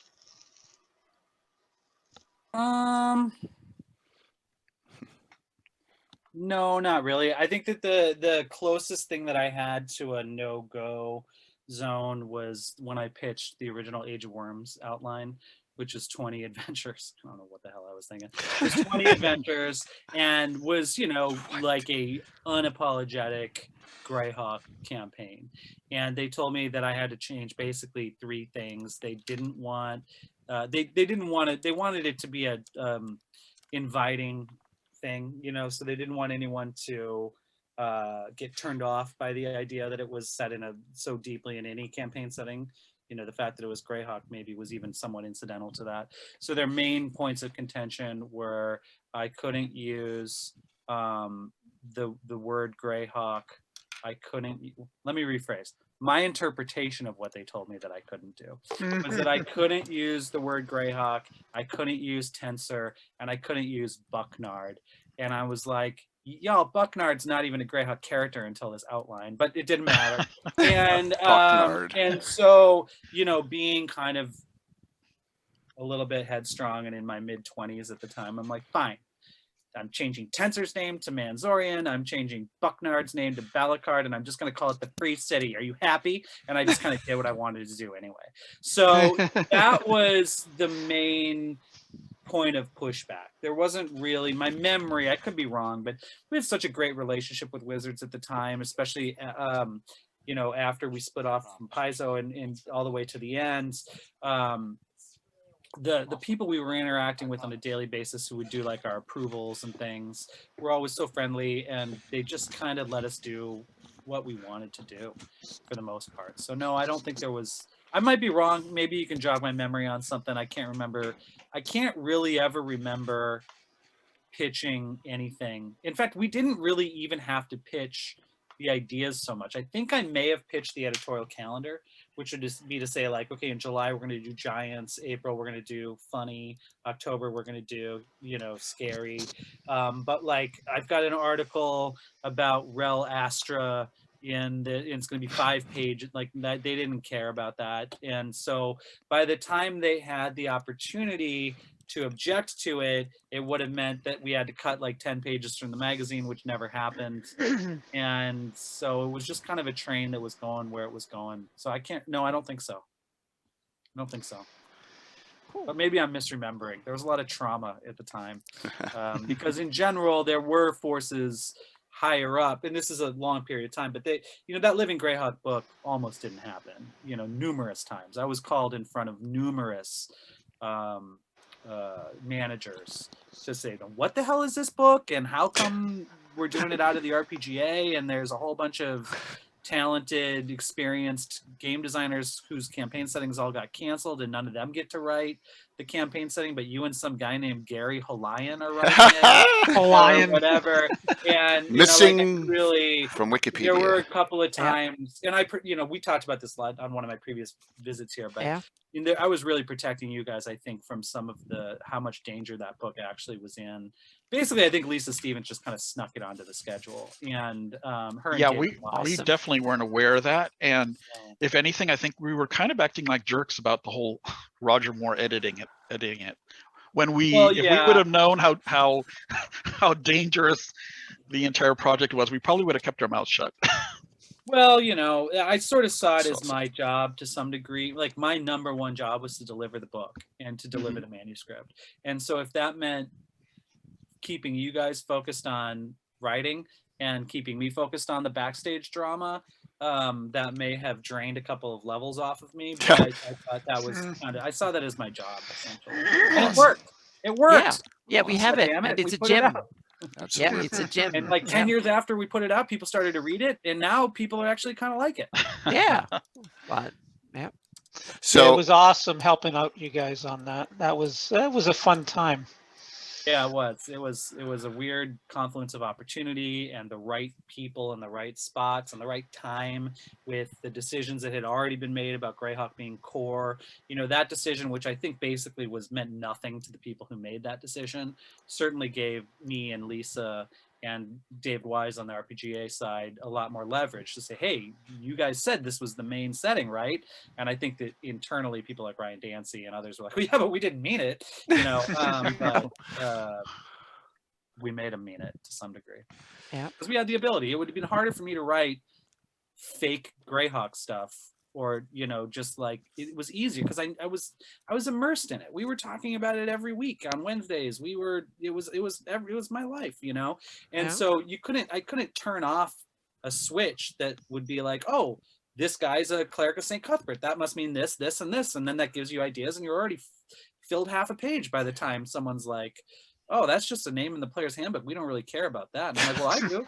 And since you don't care, I'm just going to do it right, you know. And that was always my philosophy on the magazines, which is like, whether y'all know it or not, you have one of a handful of people who really knows this setting like the back of their hand, in the position to make these editorial decisions. So just get the hell out of my way and I'll do it right, trust me.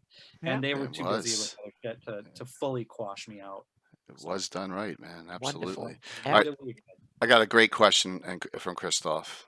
I'm going to make sure y'all answer this. It's going to be a tough one, maybe. You can collaborate with someone on a Greyhawk product, past, future, present. Who and what? That's easy. They could be past, they could be deceased, they could be here. You know, so who would you collaborate on with, and what Greyhawk project would you collaborate on?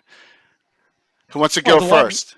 The one person who I always wanted to collaborate with, I got to do articles with, and that was Erik. Okay. No. Other than the things that we've done in the past, I don't know.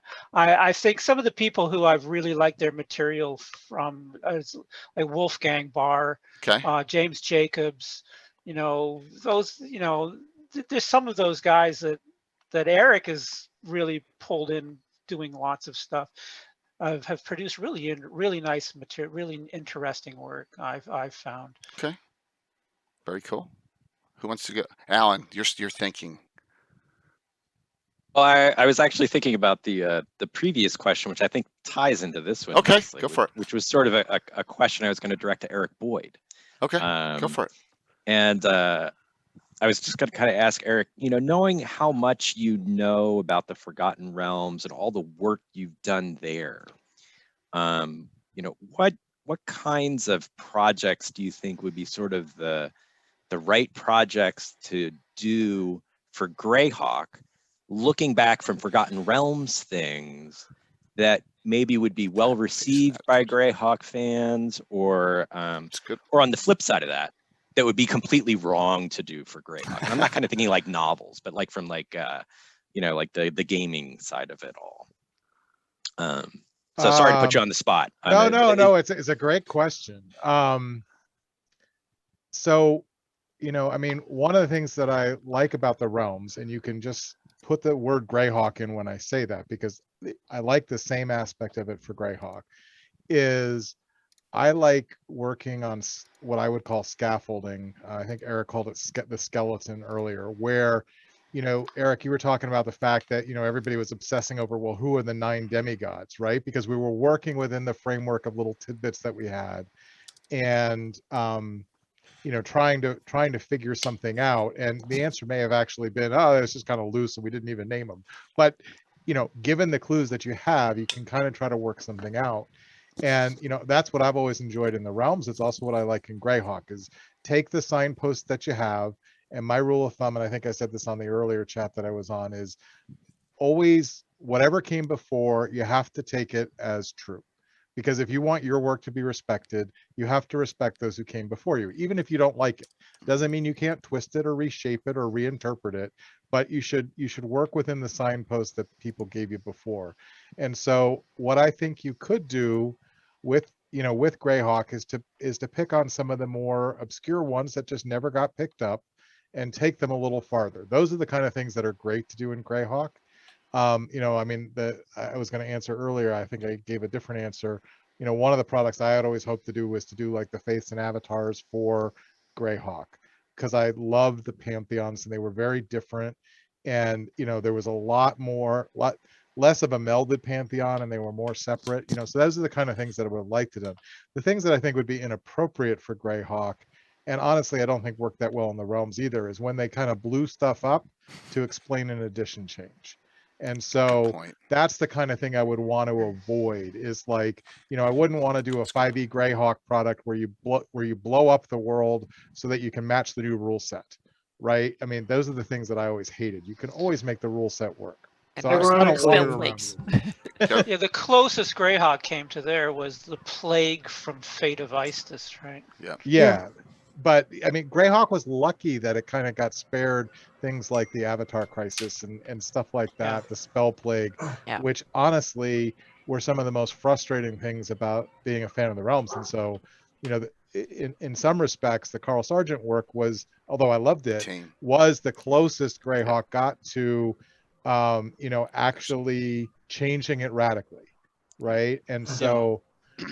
What I liked about it is you always had this framework you could build off of, and I think you can learn interesting things. I mean, just the other day, even I found a reference in Ibid the Undying that impacts the Realms campaign I'm running at the moment, right? Which is kind of a weird thing to say, but there are just so many little tidbits in there that you can build off and go from.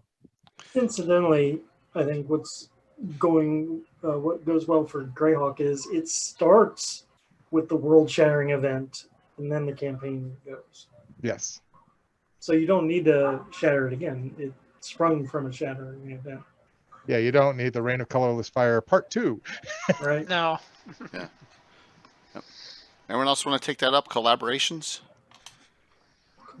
I'll speak to that for a second. I mean, I've had the good fortune to collaborate with several of our panelists over the years. And in fact, looking back, they're some of my favorite things we've ever done. I mean, Dennis has mentioned a number of times the Iron Gate stuff. That was really fun from a collaborative internet fan kind of project, whether we ever published it officially or not.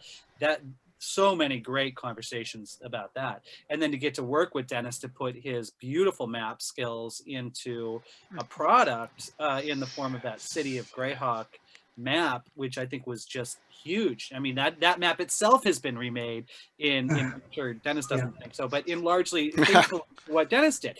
So it changed the way that city had been presented, and that was important and really, really fun, and a really neat opportunity to work with Dennis, who I've always admired. That was fun. And working with Gary Holian, obviously, was, I mean, living Greyhawk, Gazetteer, we had no choice but to be as productive as almost any time in my career. And so constant meetings, Fred Whining as well. I mean, huge influence in just that collaborative process, particularly between the three of us at that moment in time, is something that I'll treasure forever. And then I had the opportunity some years later to work with Eric Boyd on Forgotten Realms, Faiths and Pantheons, which I think of all the other second edition God books that Erik and Julia did, I think Faiths and Pantheons is kind of in this weird liminal space where a lot of people don't even remember it. But some of the conversations that Erik and I had about, okay, what are we doing here? How do we make this interesting? And first of all, they were rewriting the third edition God rules out from under our feet every 2 weeks. And so having conversations about how do we actually make a 60th level character in third edition D&D, probably not a conversation they should have left to freelancers, frankly. But that was fascinating from a game design perspective. But then something, and Erik, I don't know how much you remember this, but we, as we were discussing it, one of the things we were thinking of was, wow, the Forgotten Realms sure has a lot of deities. And at some point in the future, this is not our current remit, frankly, it's not even our current interest, but at some point in the future, we could foresee a time where the rights holders might want to do a little bit of a culling, and maybe we don't need 3 gods of writing and all this other stuff. So we actually spent a fair amount of time thinking about what threads would undo some of these gods? Like, what are the sort of tragic flaws that some of them might have that future writers could pick up and actually do something with? And I think that some of those gods, and Erik brought his own brilliant stuff to that, but just speaking for myself of like what the output of my collaboration there was, is there are some subtextual elements to some of those Forgotten Realm deities that 20 years later, I'm not sure people have even fully unraveled yet, that were designed as time bombs that future versions of us would be able to delve into and really develop in a meaningful way. And so there, just to look around in this group, and I've had limited other interactions, maybe not quite on the same creative level with some of the others in the room, but that's kind of fun to look around and say, hey, some of my favorite collaborators are actually on this panel. But my answer to the question of who would I collaborate with, I got a chance briefly to collaborate with Gary Gygax and Rob Kuntz, so that kind of marks off that lifelong quest thing. I think that the person that I would like to collaborate the most with is the person who, frankly, I enjoy collaborating with the most in my whole career, in my whole industry, which is my friend James Jacobs, the creative director for Pathfinder at Paizo, my co-editor on Dungeon all those years, the person who took over Dungeon after I left off. I would like to collaborate with James at some point in life on a definitive Age of Worms compilation that goes through the whole thing, tightens it up. Oh, that would be amazing. Or energy to do that right now, but sometime in my retirement, hopefully things will loosen up and someone will say, hey, would you guys like to put together a real, collected version of Age of Worms? We would both be very interested in doing a project like that with enough warning and enough time to block out schedules and enough will, from the owners of the property. Of course, that's the most important part. But that's the kind of, if there's anything that I've left undone in Greyhawk, it would be that. Awesome. We had so much good luck collaborating to do the Shackled City hardcover book. We've subsequently done some Pathfinder collections, and when you collect that stuff, it's a different approach than when you're doing it on a monthly basis or whatever. You can revisit some of the encounters that maybe could be fine-tuned to be more fun or better balanced. You can build connectivity between even better than you did the first time. So I know that that's something that the two of us feel like at some point in our lives would be really fun to get back to. Yeah, that's my annual license inquiry to Wizards is, is Greyhawk going to be available? And if so, would Age of Worms and Mar Castle be on the table? Right. Do they laugh? Do they use the F word in their response to that? Do they respond at all? No, they do respond. Okay. Yeah. I don't think they're interested in it, but at some point someone probably will be, and it would be fun to get to do that. Yeah. So anyone else want to take this one up? And then I got a very basic question from the audience. And Well, I think it'll be a fun one. Yeah, I have one kind of obvious one, and that was I think it was 96, 97 or something, that was announced in Atlas of the Flannies or Atlas of Greyhawk. It was in the TSR catalog, and that was like, I was looking forward to it so much, and then it didn't come out, and that's how I started my Greyhawk mapping project. So of course that will be the product I would like to have. I will probably need like 10 or 15 people to go over all the maps and stuff and work on that for like 6-7 years. But I would like to see a 3-part hardcover on the or like three thick hardcover coffee table books, being the Atlas of Greyhawk Volume 1, 2, and 3. And one would be kind of an overview and kind of look at landscape, and then Maldin will be the perfect one for that, because we will dive into geology, climate, and what the place look like. I'll pull out my tectonic plates of Greyhawk map. Exactly. We have to. Yeah. Hey, you can't understand Greyhawk if you don't know the tectonic plates. That's Come right. on. Well, you got to know where all the volcanoes are. Right? Exactly. We have to figure out stuff like that, and we have to get the elemental planes in on the thing and whatever. Yeah. And the second one, I would love to do a political deep dive with the borders and stuff like that. And I think Erik, Mona, and Erik Boyd and Alan and a whole bunch of others will be the perfect guides and stuff on that journey through that. And the third one will be the cities of the Flannies. Then I want to have like a thick book with like the have the city maps and stuff like that in full glory. That will be my setup. If I want to work on something, that's the kind of thing I would love to work on. Yeah. I will say that just to follow up a tiny bit on what you just said and what Erik said, yeah, I mean, I really enjoyed the collaboration with Erik on Faiths and Pantheons. And in fact, George Krashos and I wrote something recently that was inspired by what Erik had written in that book and put it out on DM's Guild, which was kind of fun to do. You know, I also had a chance to participate in the Savage Tide adventure path as well, which was fun.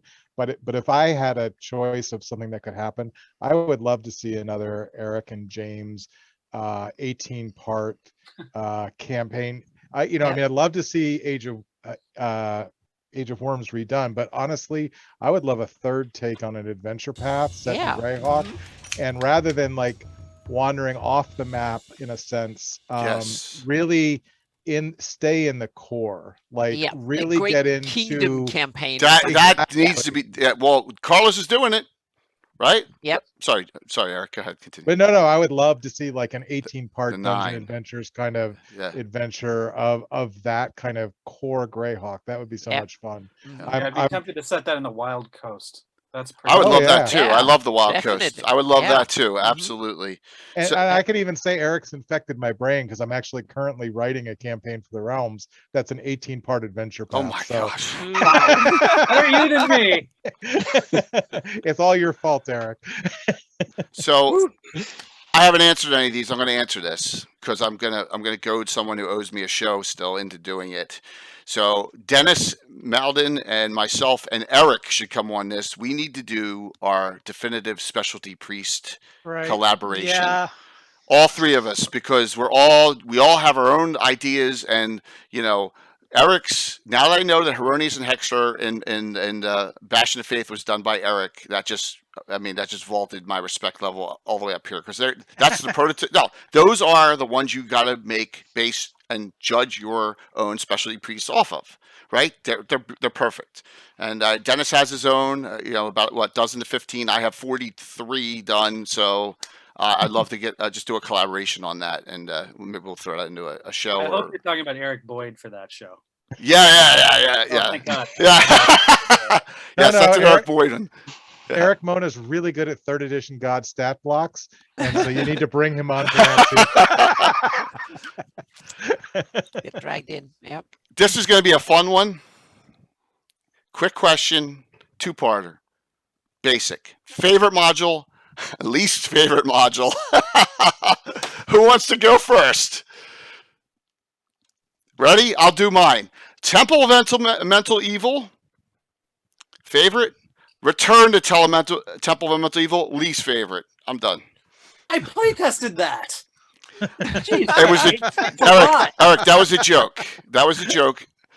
Everyone knows I can't stand the vampire Thrommel thing. It drives me insane. You rescue Thrommel in Temple of Mental Evil, and then he magically somehow, which he was an illusion of a vampire. How the hell did he turn into a vampire in Return to Temple of Mental Evil? I just don't get it. I think Monty thought it would be funny. I think that the idea is the riddle that tells you to find him on 4 and 6 lies 9 is unsolvable. Okay.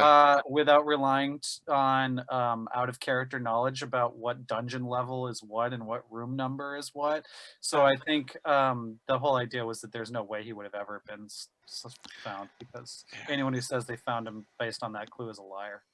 He was freed in 1987 in my game, so I go back to that. So and I'm sure you've got the log entry. I know a show agrees with me 100% in chat. So, but that was a joke on my least favorite. I don't know if I have a least favorite, but my favorite's Temple of Mental Evil. So, who wants to go? Can we just ban WG7 from the answer? Sure. Oh, because it's not hard if you can say the joke Castle Greyhawk. Yeah. Is that WG7? Is yes. My brain atrophied so much? Yeah, no, that's good. We'll eliminate that one because it's not a real one. It's not fair. It's not fair. Who wants to go? Favorite and least favorite? And a why if you want. We have people staring into the air. Alan's staring at his bookshelf.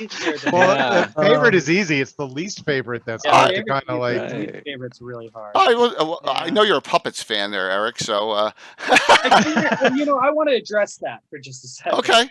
Puppets and gargoyles are terrible. Right. Terrible. But I I know the authors and I love them as people. And so I don't think that it's quite fair to judge those adventures in the same standard, because what they did is they just went into the RPGA archive and stole a couple of adventures that were never really intended to be standalone published adventures anyway. So that's why tonally they're so off and so stupid and have like Freddie McCruger and all that garbage in them, is because they were meant to be humorous at a con, detachable wings, 4-hour diversions. And so it's a little, I hate them. I want to be clear. I hate them. But it's not really, they're not really Greyhawk adventures. So I feel like it's a kind of cheap to hate them. It's like hating the Rose Estes books. It's like, which we know. Pushing down, you know what I mean? And we're not supposed to do that. That's okay. What's your favorite? My favorite's Village of Hamlet, of course. Okay. Of all time. Yep.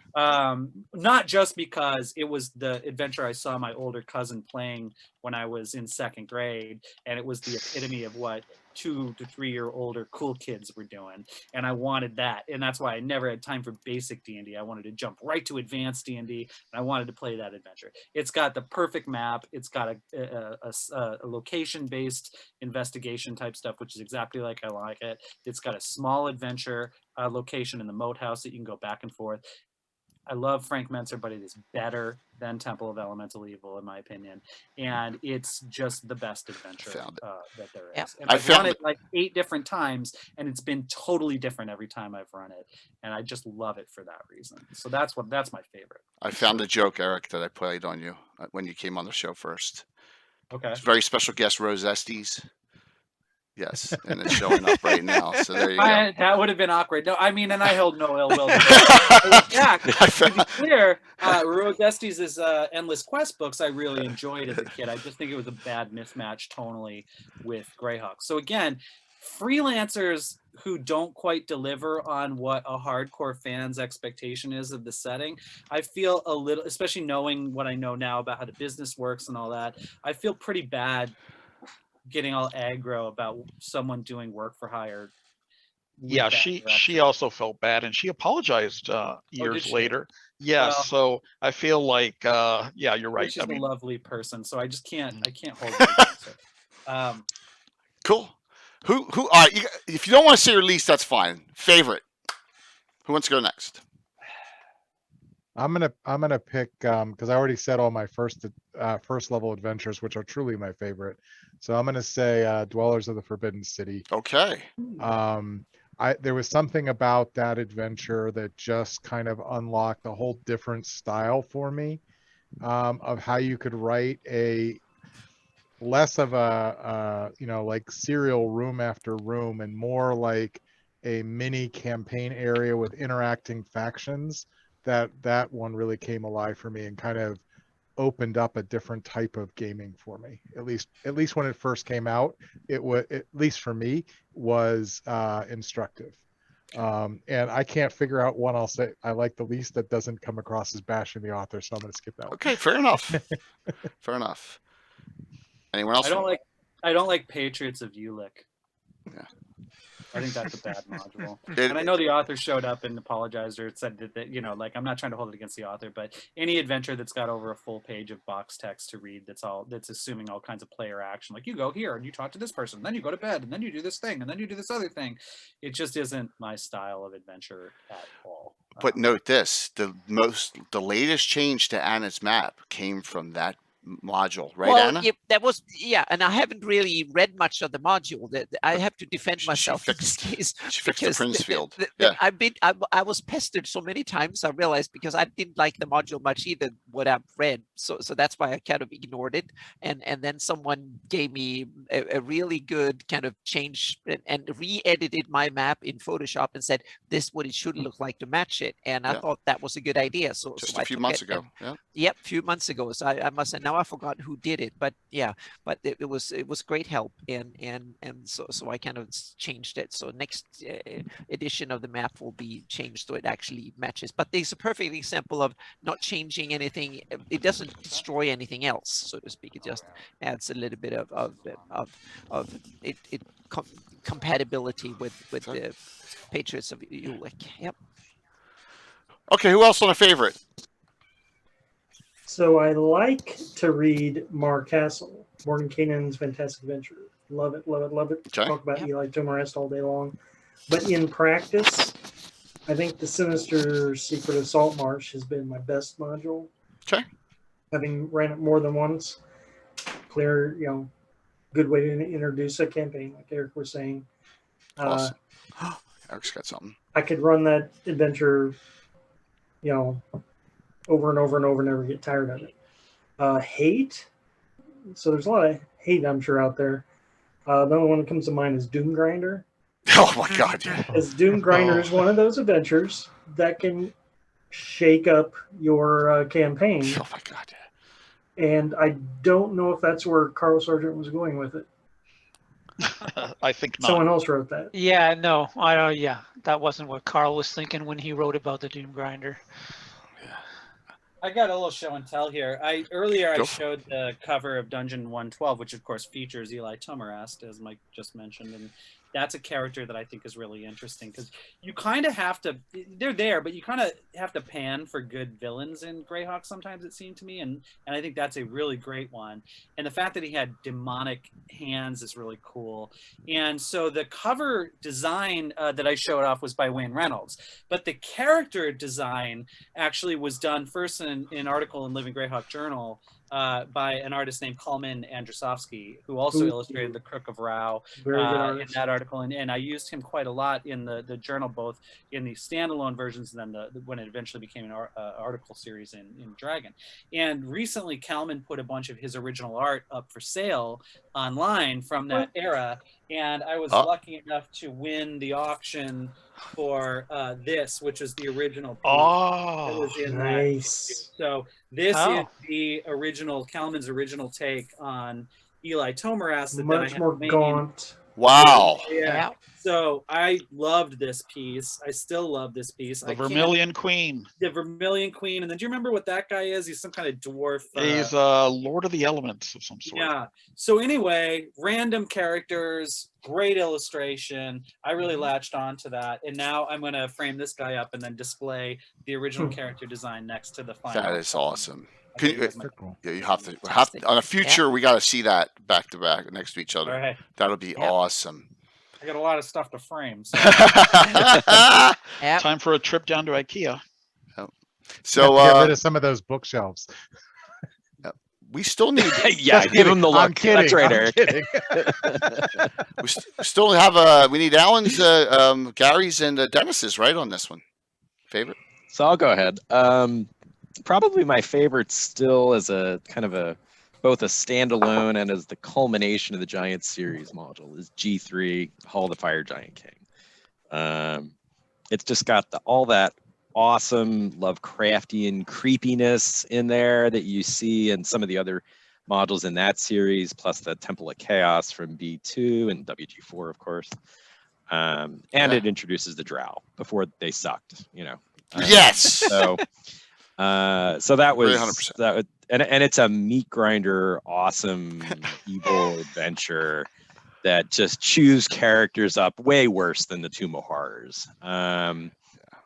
So I just have a lot of love for that beast, and I don't know that I hate Q1, but I think there was the Queen of the Demon Web pitch, which concludes the series, but there was an awful lot of cool stuff in there about kind of laying the foundation for what the multiversal cosmology became.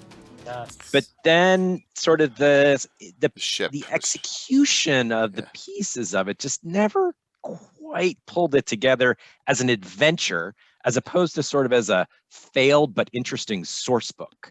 So I don't know. There's lots of other potential targets, but I think it was just it's sort of a disappointment for what it could have been more than anything else with it. Raise of hands, everyone all in the panel, and I want you to say yes if you have in chat. How many people have done an adventure in one of the subplanes off of the Demon Web that exist? Me. I mean, that is genius. That part of Q1 was genius. I never even ran Q1. Yeah. But I used it, like he said, as a source book. Yes. I mean, what a genius idea that was. And then you go to like, it was like the ship. It was like the ship from the Wild Wild West thing with the spider, the giant. I was like, what is this? We brought that giant spider and the ship into a high-level finale of the high-level campaign of the Living City campaign for RPGA back in the day. So there's a couple of Erik Monaco written adventures that delve where you actually go to a couple of those subplanes, things that were quasi-published by Wizards or by TSR even. So I was definitely mining the little. Yeah, cool. I mean, that was who wrote Q1, by the way? Do we remember? Dave Sutherland on Gary's kind of Okay. notes and design. Yeah, what a great idea. A couple others on favorites. Oh, I'll go.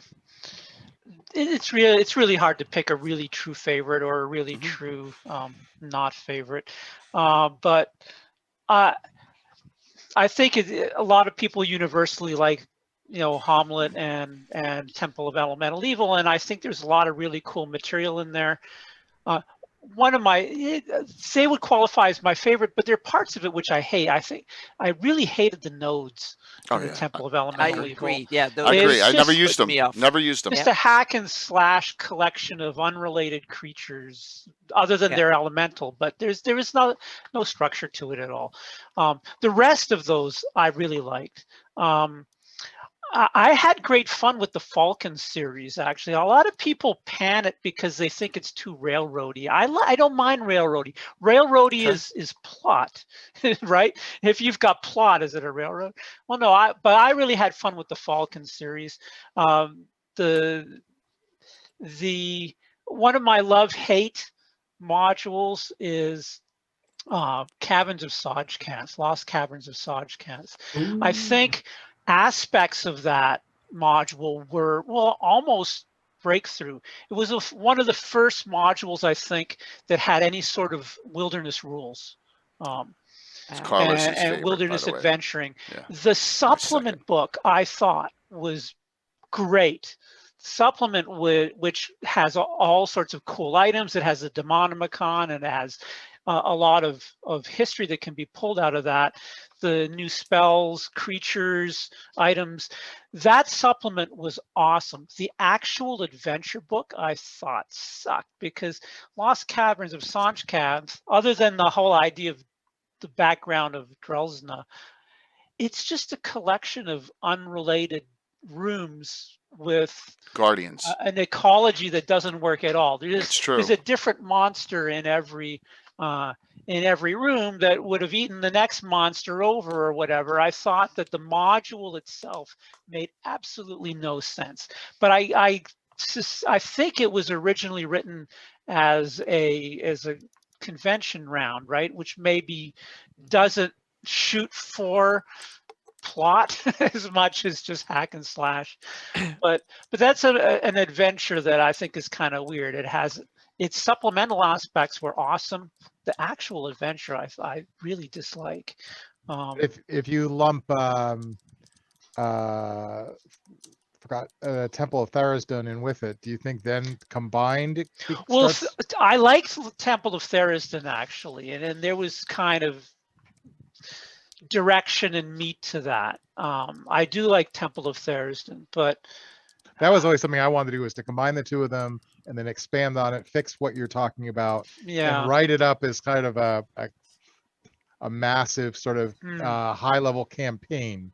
It seemed like there was a lot of potential there for that. Yeah. Well, and I ran those two back to back actually, and kind of related them together. But when I originally put it into my campaign world, another thing that I thought was totally not Greyhawkian was Expedition to Barrier Peaks, and I did run it.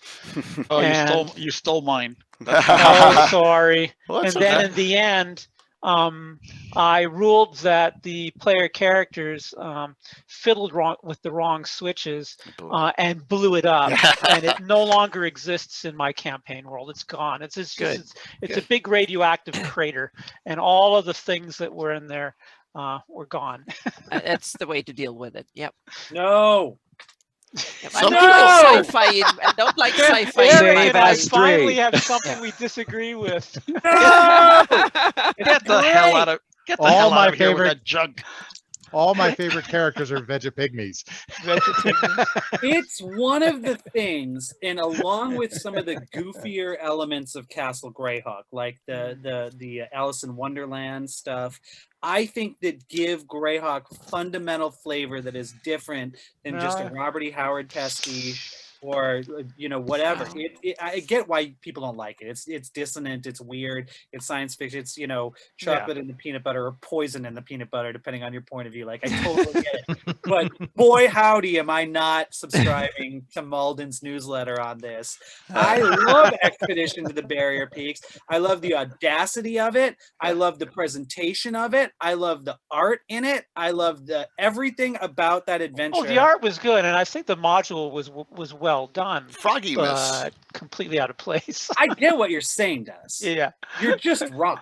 And so, I'm totally kidding. I'm totally kidding. It's all subjective. But for me, I know. I loved it, and I was not intending to do this, but this gives me an opportunity to do one more piece of show and tell. That's awesome. Which I will do right now, which is probably my true prized possession when it comes to art, which is right on the wall, easily? right over there, and I'm gonna go grab it. So give me a second, because there's a tie-in here. I do this all the time. Everyone okay if we run late tonight? Sound good? If anyone has to go, it's okay. If any of our guests have to depart, that's okay. But we're going to run late tonight. Just wanted to make sure that was okay. Yes. Yes. This is the cover of LG's Journal #1. Yeah. That's why the character's holding his one finger up, because it's the first issue of the magazine. Right. And this big golem behind this guy, recognize the headgear on this thing? It's from Expedition. That is the boxing robot from Yes. That is awesome. Journal Oh, #1. geez, I never even realized that. Yes. That's what it is. So, I love it.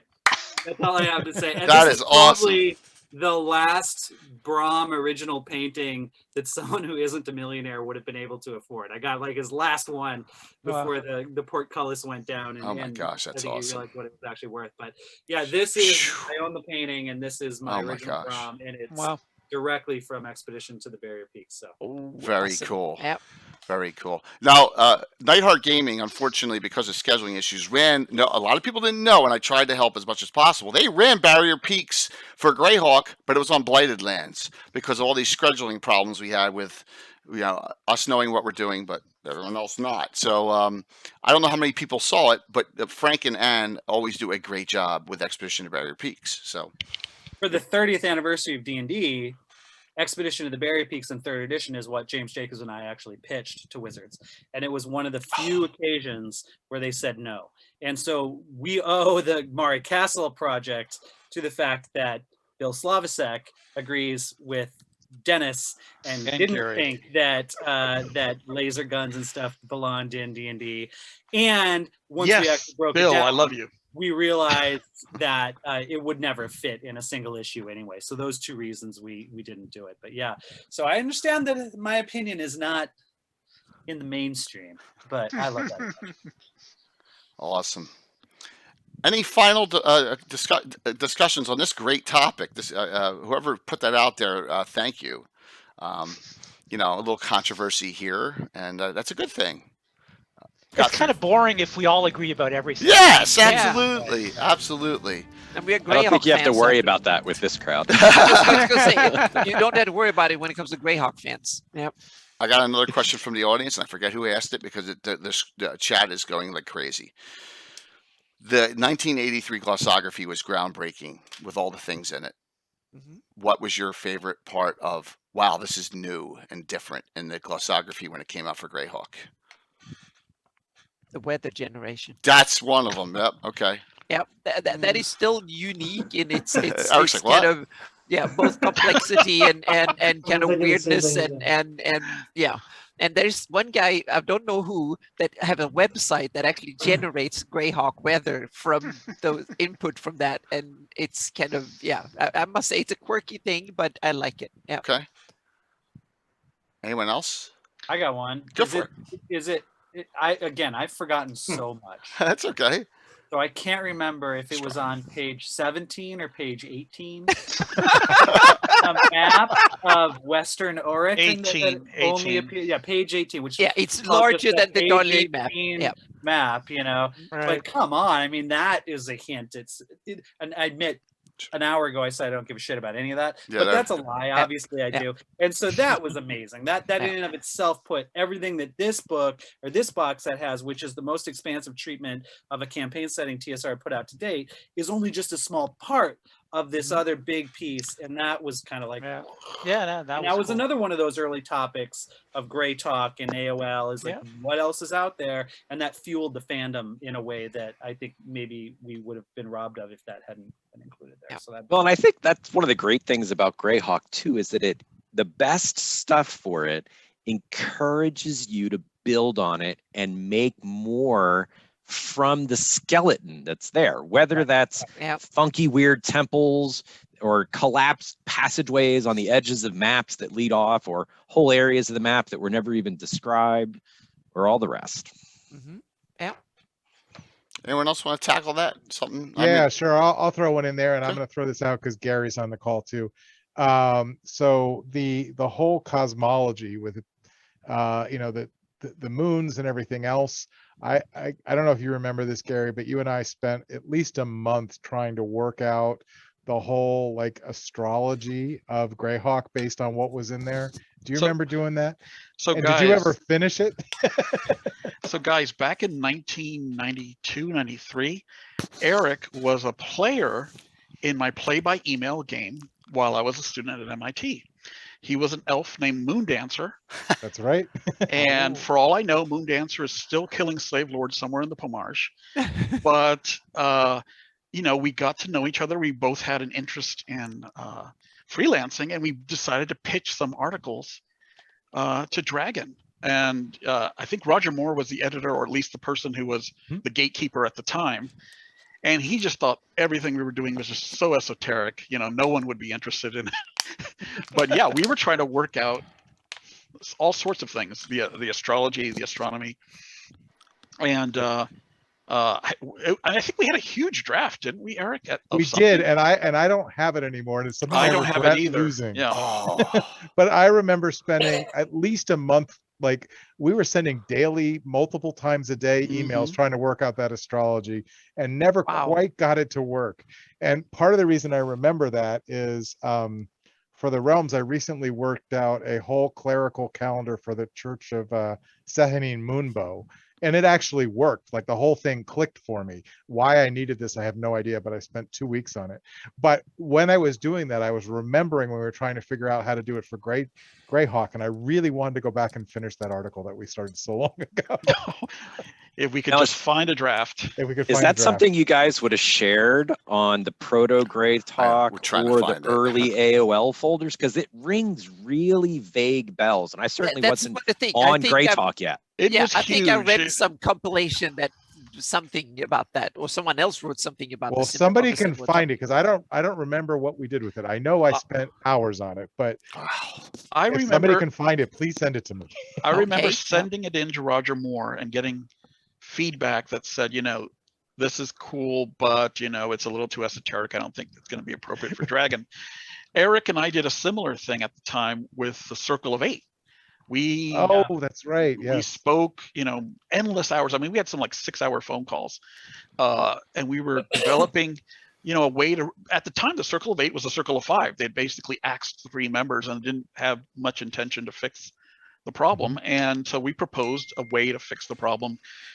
We took Warren Starcoat and brought him in. We brought in a few others, and then Roger Moore rejected that article too, but then he later did Return of the Eight and sort of incorporated some of the ideas, and Erik was able to come in. Weren't you a editorial assistant on that, or talking about Erik Mona now? Yeah, that was actually I believe it was Dave Gross who turned down. Oh, it was. Okay. Yeah, and on the grounds of and I get it. It didn't have any rules in it, and his philosophy. And again, as a Dragon editor, since then, I understand now a little bit better. The articles that actually give people game playable content tend to be more popular than the articles that are just deep dive lore articles. Kind of your sweet spot is something that does both. And so I think that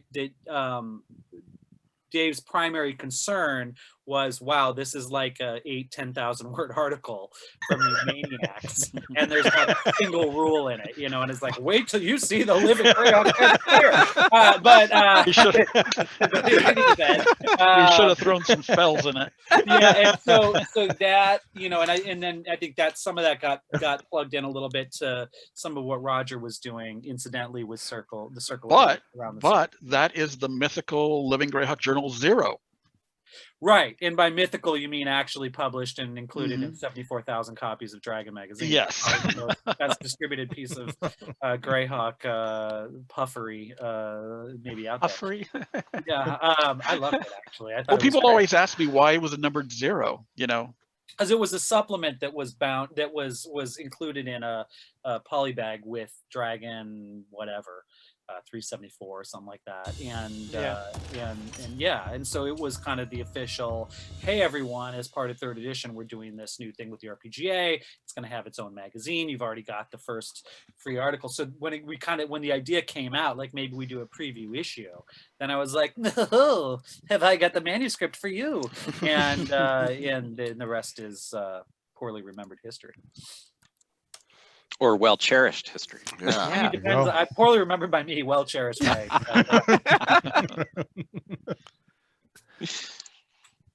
Okay, so anyone want to finish that one up on the glossography? I love the migration chart myself. Oh, love it. And then I love the quasi-deities. They're a lot of fun. Yeah, they're in there too. Yeah. Another thing is the list of titles for nobility. That was kind of really cool at the end. Yeah, at the end. Yep, absolutely. Yeah, and the introduction of the gods giving their clerics special funky powers with experience point penalties. And the roots of your, 2E specialty priests. We're forgetting the most obvious one too, the heraldry. Oh yeah, of course. Yeah. Well, it was on the cover too. Yeah. Well, it was inside the cover of the other one too. It's not specifically right, but still, you're absolutely correct. It was on the cover of the folio. Yep, oh yeah, exactly. So cool stuff. But the heraldry, I think, is one of the wonderful additions that was also a first, I think, for the Greyhawk setting book. I don't think anyone had that. What's the key to the heraldry there? That's true. There's the key to it. No, we didn't get that in the box set. It was only in the folio. No, exactly. So I didn't discover that until I got the PDF of the folio many years later. There's some very interesting things to be gleaned from some of those heraldic devices as well, right? Like, why is there 3 towers on this one, or what is it? Even if we're just pulling that out of the air, that again, that kind of like blue sky Greyhawk stuff, where it's like, the illusion is that there's a there. Well, maybe there isn't, but all of us together have created a there. Some of these disparate little clues and breadcrumbs, and that's always been the pursuit of the real Greyhawk, even though we all know it is there is none, is kind of part of the fun of being a Greyhawk fan, in my opinion. Brian Blomklotz, if it wasn't for to start off, got me involved in the heraldry he had done extra for Greyhawk, and then Anna taught me how to use Photoshop. Oh yeah, and that's when it's so important in my campaign, the heraldry. As you looked at the joust last night, we have heraldry for Lord Page, heraldry for the houses of Selene, the Winchesters, the Order of Ulick, and because I want to take it as that, hey, if there's heraldry here, there should be heraldry for adventuring groups or noble houses, and just expand on it. And I think Anna and Brian have done great jobs on that, and give it more of a Greyhawk feel. And I did, just like you said, Eric. I did a deep dive when I was going my Real Devon campaign, because I realized Great Kingdom is very devoid of heraldry. You have all these provinces, cities, and stuff like that doesn't have it, that are kind of central to the theme of the setting. So I kind of took what little embryo there was and kind of played with it. Now I have all the provinces and most of the cities, and Knights of Dooms, and Duke Zephyrin, and a whole bunch of others having heraldry. And some of it is on the public version of a map, but my campaign version has like 2 or 3 times as much heraldry.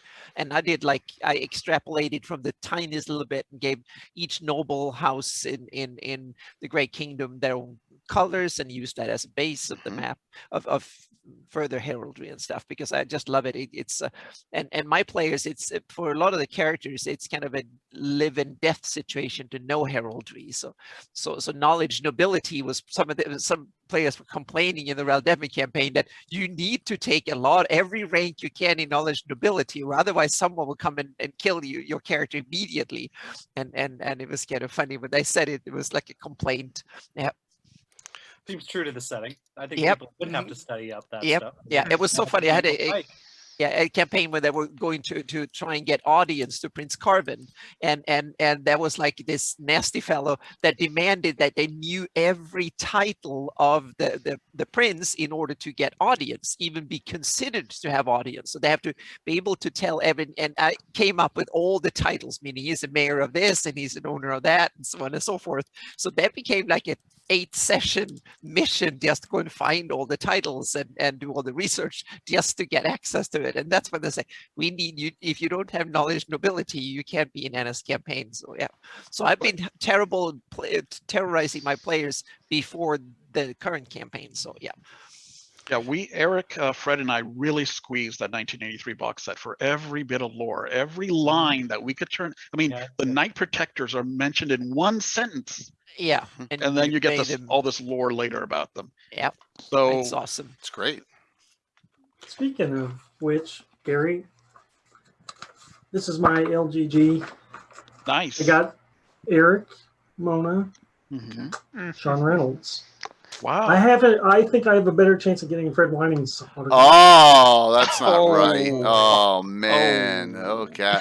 So I've got everybody on here except for Gary. Oh, there's 2 of them. Oh my gosh. Yep. So you have to meet up with Gary in person and get his autograph, so we know that he exists. I do have a Gary on here. I have Gary Gygax signed it. Yeah. So you need to have Gary Gygax signed our book. Holy moly. Yeah, he did. Yep. But I'm missing the other Gary. Yep. Oh boy. That's the only one that I don't have. Yep. Man. Sean's on here. All right, so difficult for Gary Holian to sign autographs because little known he's fact, a bot. he has no arms. Well, yeah, he is a bot. He has no arms. Is bot. Yep. I do have Fred. You can email it and you'll get a signed copy. Oh, I don't know if I would chance mailing this. Yeah, if you mail that to me, that's never coming back. Gary'd be like, finally, there's one, and puts it right in his Oh yes, that's not happening. So 2 other questions. I know. I think we had a question about gray space, and then we have a question from a player who's fairly new to Greyhawk, and this may tie in with the modules. But where would you start if you were running a campaign for the first time? I mean, a lot of people. Greyhawk, of course. City of Greyhawk, yep. And what do you think of gray space, Malden? Oh well, Spelljammer is an important part of my campaign since Spelljammer first came out. Okay. I've incorporated Spelljammer and Planescape into my campaign that's been running since 1980. Actually, I think my key player is lurking in the chat there somewhere. But yeah, no, I like gray space, and I've always been one of the people who buys the Earth-centric design of. I know a lot of people dislike it, but the idea that Earth is at the center of the solar system as opposed to the star. But no, I like gray space. I think gray space is one of the better of the Spelljammer modules, and I think there are a bunch of really good modules in there in that setting. Yeah, I have no problem with gray space. Yeah, I use it for sure. It's an important part of my campaign world. Cool. Who wants to take those 2 parters up? What was the other part? Starting point for a campaign, maybe based on a module or whatever, in Greyhawk, and gray space an aspect of your. Well, I've already answered this. You know, if it's not the City of Greyhawk, I'll say Saltmarsh. Okay. How about gray space for you, Mike? Love the book. It's an excellent read. Haven't really got much use out of it personally, but Okay. And I don't hate it as much as some fans do, but I would add this limitation. I would not allow spelljammers to land on Earth. I would keep them in space. So if you run it a little more like Star Trek, where you could have an away party come down, fine. I just don't want spaceports in my city of Greyhawk. Okay. Erik. I'd go Village of Hamlet over Saltmarsh. I agree with, I think it was Eric Boyd who said Saltmarsh has got great NPCs, great story. I like playing and running Saltmarsh, but Saltmarsh has one flaw for a new DM that I don't think Village of Hamlet has, if I'm remembering correctly, and that's that the map in Village of Hamlet is far superior to the map. Is there even a map of Saltmarsh? Oh no, there isn't. You're right. And I think that's a tough lift for a brand new DM who's never run anything. And so I think Village of Hamlet offers a similar village-based sort of dungeon adjacent adventuring location, but does a little bit more of the work. You know who's in charge of the city or the town. The NPCs are not developed, because we're talking AD&D, but are at least sketched out. And Saltmarsh almost leaves that up to the GM. Okay, so, probably two totally different things, because yours is more wilderness / urban, whereas Saltmarsh I think is expected to be like nautical. Yeah, going off and doing. Yeah. You get a shit. They're both great. I mean, you can't go wrong with either of those adventures as far as I'm concerned. And then in terms of gray space, I'm afraid that Eric's opinion of gray space is one of those things that I had to purge in order to make room for Pathfinder stuff in my brain. So I'd have to reread it. I have no concept. I delved into Spelljammer, but it was in a brief period of time where I was actually running a Dragonlance campaign. And then I brought demons into it. And then I brought Spelljammer into it. And I'm like, this isn't really Dragonlance anymore. I'm just changing it to be more like Greyhawk. Why don't I just go back to Greyhawk? And then I never went back after that. So, Alan, Erik on this one. So for the Spelljammer aspect, I mean, I think gray space has the same problem that realm space had. I mean, it definitely has a Spelljammer feel to it, and that's not to knock Spelljammer at all. It's just it's different than the feel I always had for what Greyhawk, the Eastern O'Rourke was like. It was a lot grittier. It was less humorous, dungeon land than the, Alice in Wonderland stuff aside.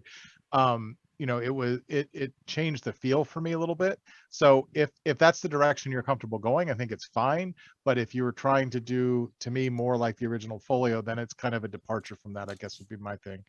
And in terms of where to start, obviously Saltmarsh and Hamlet are great ones. So since they've been said, I'll go back to Cult of the Reptile God. I think has a lot of interesting things about, that module. Right? What's that? Is that Douglas Niles again? Yes, Douglas Niles. Yeah. I mean, the module has one flaw, which you can fix if you think about it, around, the big bad has one power that was too much. And so they throw in a way too powerful Gandalf helper. Yeah, and 7th level mage. Yeah. Yeah. So in my mind, you have to fix that problem with the adventure and get rid of that to make it really player centric and give the players control over their fate. But other than that, it was pretty brilliant in terms of kind of introducing you to a town of allies and enemies and having to interrogate them and work your way up. And then it had a really cool temple in the town, and then you have the away dungeon. And so I don't know if I can find it in time, but I had the entire town on my table just recently because I moved it to the Wild Coast outside of Norwell for my campaign. Nice. I'll look for it as you guys are talking. That town would be Orlane, correct? Yep, exactly. I called it Lorraine. I changed it. Yep. I changed it to Lorraine. So yeah. It's Orlane in the. I think it's number. Oh, 8. And there's a god that is from that. A new god. Yeah, there was a new god in that too. Marika or something. Let's try and find it. Goddess of agriculture. Yeah. All right. But as a druid god like a old faith goddess like Beery and White High and stuff. There we go. Oh, nice. Amazing. That's so beautiful. Your table is just amazing. Thank Jay. you. I think we're all just in Yep. awe of it. So I'll be a Thanks little to your bit. sponsors. Well, yes, and a great crafter, Bill, the master crafter, who and a lot of this is Miniature Building Authority and 3D prints and all. But we had even the lake in the middle of the town, as you can see, and we built the whole thing around Nice. it. Yeah. So there you One go. thing I would recommend for Against the Cult of the Reptile God, I read that when I was first in, I think, 2nd or 3rd grade. So it's very important that you understand what the word militia means before you read it. Very confusing as to who's on what side. And I remember being utterly boggled by that until what is militia? And then, oh, okay, now I get it. Yeah. So brush up on your basic vocabulary skills as a grade schooler, and that's a perfect starting adventure. So I will say that adventure plus the Forbidden City adventure, those two inspired me when we were writing Serpent Kingdoms, which I know is not Greyhawk, was in the realms, but those two gave me the feel of like how you could do that sinister slithering cult lurking behind the scenes, and so I find both of those adventures really inspiring. Yeah, agreed. I took N1 and reskinned it with Lovecraft. So I replaced all the troglodytes with deep ones. I added a Shoggoth, and the Naga became obviously some sort of Cthulhu worshiping beastie. All the cultists in town became chaotic monks. So yeah, the route I went, I forget where they first showed up. The Histachi were sort of the force created Wanti, and so I replaced all the troglodytes with Histachi, and the cultists. It changes the whole thing because in the module the town is charmed, so if you win, everybody's okay. But if you change it from a charm to they swallowed a potion and turned them into Histachi, then there's no winning, right? It's a much darker, and I love the idea of using deep ones as well, kind of Lovecraftian feel. You can't win. Yes, you can end the current threat, but it doesn't change the townspeople back. Yeah, agreed. Yeah, and then on the Spelljammer side, I've never really used Spelljammer really directly in my campaigns, but I've been over the years lifting the idea of the spelljamming its ship more as a planar traveling ship, a la Roger Dean from Yes covers, and the ship that sails over sea and land from Moorcock, and kind of blending them together into the way I imagine the planar architecture of Oerth kind of fitting together. Anyone else want to take that one up? I think we hit everyone. If not, I think that one to mention, and that's the L series from Len Lakofka, the Secret of Bone Hill and Assassin's Knot. And Bone Hill's a hair above first level, but there's enough sandbox parts of it that you could actually make that an introduction. Yeah, and you also have a small manageable part of the setting that the Len or Isle you can actually, you don't have to the rest of the world can be far away, and you can have a manageable chunk of real estate you have to kind of to go through and learn, and then you can kind of move to the mainland if you want to. That's one of the options I see. And Spelljammer, I like it, but don't involve Greyhawk with it. Cool. I have a specific. At least I don't. I would say what to me was interesting on the Bone Hill one is Bone Hill is a really good adventure. I agree. Starting at 2nd made it a little bit inaccessible for some, but the Assassin's Knot to me was actually one of those rare ones where the sequel was better, and that's not to knock the first one, but I remember the Assassin's Knot being really transformative in terms of understanding how you could run an adventure. That one, really kind of took that whole mystery aspect to it and showed you how you could do that in D&D and do it well. Yeah, and like the timetable, it was just a great way to structure it. Yeah, it's one of the most innovative first edition D&D modules that there is, in my opinion, because it's non-linear and it has the timetable. It's not just a open the door, kill the monster. That was a mind expander as a kid. A little hard to run it sometimes, but hard to manage for starting GM, because it isn't just Plus, there's so many NPCs, all named. Len named everything, so that was the tough part of it, but that was the challenge too. So Eric, I got an explicit question for you, kind of a little bizarre, but I'm allowing it because the champion of the joust, Von Molku, who had Sir Matthew Barnabas won, he asked it to me.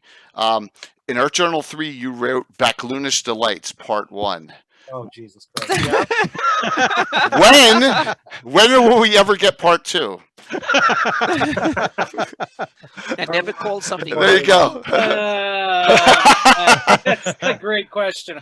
I've been working on it for almost there. That was a question. It would be fun to do. I don't know. I'm so far behind on commitments that I maybe one day. 25 years. It'll be in the top 5 projects of my post Pathfinder retirement. But the smart money is on me dying before that happens. Yeah. So, hold your breath. Well, I think it goes without saying we'd all like to see Erik dabble in Greyhawk again, but Absolutely. obviously your career path has taken it into it's hard to go back. You've got your own campaign world that you've built yourself. Yeah, it's funny. It I mean, and that's great, and it's super fun to write within that context. But I get pretty absorbed in the project directly in front of my face. So, and candidly, losing Dragon and Dungeon, or not having those licenses renewed when I thought we were doing really, really good work, really kind of took the wind out of your sails. The level of joy that I had working on the Dungeons and Dragons brand really got tied up with some things I again in my youth and whatever kind of considered personal betrayals and stuff, and so I stepped away for a while, and I wasn't. They weren't publishing anything, so that made it easier. But I really wasn't paying attention to 4th edition D&D at all. A lot of us didn't. In the technology of the internet, a little bit butthurt perhaps, and I just and I was away from it, and so I channeled so much of my mania for research and writing and things into Pathfinder, into what we were doing there. And thematically, there's some similarities, that meant that it felt familiar in some sense. But and then Jay actually is like, come on the show, and I'm like, okay. And my fear every time I re-engage with Greyhawk is that I have forgotten way more than I ever remembered. But what I find, this is, I think, now that maybe the 3rd show that I've been on with Jay, is that actually it's just like one level down. So, you start mentioning the modules, and I'm like, oh, yeah, I can give you the page number still. It's like, it's actually not that far buried. And it's still in your DNA. Yeah. Well, and it's so tied up with the joy of just Dungeons and Dragons for me. I don't differentiate between I'm from that, I got into it in 1982 and 83. So for me, D&D or AD&D and Greyhawk are the same thing. So the things that I love about AD&D are the things that I love about Greyhawk and vice versa. So I can't purge those things. And as time goes on, and some of the kind of feelings of bitterness and just of things left undone or whatever fade, the joy still remains, so like I think it's not that hard for me to reconnect with that, and I'm sure at some point I'll get back. Well, if I live long enough, I'll get back to it. A little joke, Erik, someone just said how many shows you've been on. It's actually 4 because you're 2 RPs. That's 4 more than Gary has appeared in person on. Oh yes. I'm kidding, Gary. Shots fired. This is just to get sort of philosophical a little bit more. I mean, part of Greyhawk fandom for me, which precedes Greyhawk publishing or me being a professional in the game industry, is yes, it's about playing, it's about reading the modules, it's about doing the research, but it's also about talking to Gary Holian and talking to Dennis and talking to Grodog and Greytalk and the weekly chats and things. And one of the things that's really strikes me about, Jay, your show and the community around it and the chats and the interactions is it's so similar in some ways to those old IRC meetings we used to have, or the old Greyhawk chat room on AOL that we had during the Council of Greyhawk days. And it's, in many cases, it's so similar because it's a lot of the same people. But that, to me, that's what Greyhawk fandom is about, is collaboration and discussion. And to be able to do that, largely with cameras on, and getting to see each other and things is just like, it is kind of the 21st century version of what we were doing all those years ago, but it feels so familiar. It feels so much like putting on an old comfortable. Well, the last time I was in the same room during a con with Erik was 2001 Gen Con. Yeah. And yet, I feel like, Dennis, in some ways, we've, it just, we're picking up where we. I know, no, it's like we're still in IRC. You're right. We're still the Thursday night Great Talk, right? Which is now Friday night Great Talk. Which is now Friday night. Yes. No. So, a little compilation here. The bloggers that Mike and Greyhawk Musings, Greyhawk Stories. There's a ton of. I mean, Mike. How many are out there? 5, 6 good ones now, right? At least. Yeah, at least, instead of 1 or 2 has grown. The streamers have grown. I mean, we had 26 events, and we had 11 different channels participate in the Greyhawk aspect of it. So that's a great thing. The communities on Discord are growing like crazy, right? Both Greyhawk Online and Cannon Fire. And the cons are growing. Gary Con was a huge success for this. We had our own channel, Gary Con Greyhawk, and we have our own convention. So let me do a shameless plug right now. It is scheduled already, first weekend in October, Virtual Greyhawk Con 2. All right. Woo! So last year's was I will be getting with Josh Pop and Anna, end of June, and we'll start working on things to get that up and running. I'm not doing 4 days. My wife will kill me if I do a 4-day Greyhawk. Friday, Saturday, Sunday, 3 days, I think is enough here, right? It was good last year, so we got that coming in the future. The first weekend doesn't conflict with anything other major, and that's why we keep it. That first weekend in October seems to work very well. So hopefully everyone here will participate in something that we do during that time. Yes! I've heard there's going to be a charity event featuring the Child's Play adventure. Yes! Yes, I've heard that. Yep. So maybe we'll do a second fundraiser for St. Jude at some point this year instead of waiting until 2022. Sure. Okay. Yeah. I mean, Muppets 2021. I mean, I'll do anything for money. Well, almost anything for money. That sounded wrong, but I'll do anything for charity. Let me rephrase that. Yeah. And we should do something like that and plan that out. Even if it's just a weekend and not a multi-day event. Get the big blue box and maybe Carlos involved and just crank it out for 4 streams all day, one day, boom, and see how much money we raise with no goal. See what we get. That would be great. So. It would be great to see that Paizo Hawk reunion with Erik, James, and Jason. Yes, that would be a great show too. All right. I'm writing that down. I'm writing that down. Yep. Who should represent Greyhawk for the Wizards 3 discussion with Ed Greenwood? Because that's coming. Yeah. I have that. If you can find Roger Moore, you should get. Okay, we have to. All right, Anna. Double our efforts and see. He's hard to find, but if you can find Roger. Okay, we'll try. The whole Wizards 3 thing was his idea, I think. Oh, okay. He's the right person. Because Ed is already committed to doing it. Yep. Anna's going to do it. Well, Ed Greenwood's already committed to doing it. But get Roger Moore, and then even though I don't think he really had much to do with any of the actual columns, get Tracy Hickman on the Dragonlance guide, because Dalamar is of course the other one, and he's good. He's game to do stuff like this, I'm sure. Okay. I've been on many panels with Tracy Hickman. Okay. Oh my gosh, he's an amusing storyteller and raconteur, so I would highly recommend. If we can't get Roger Moore, who should we get?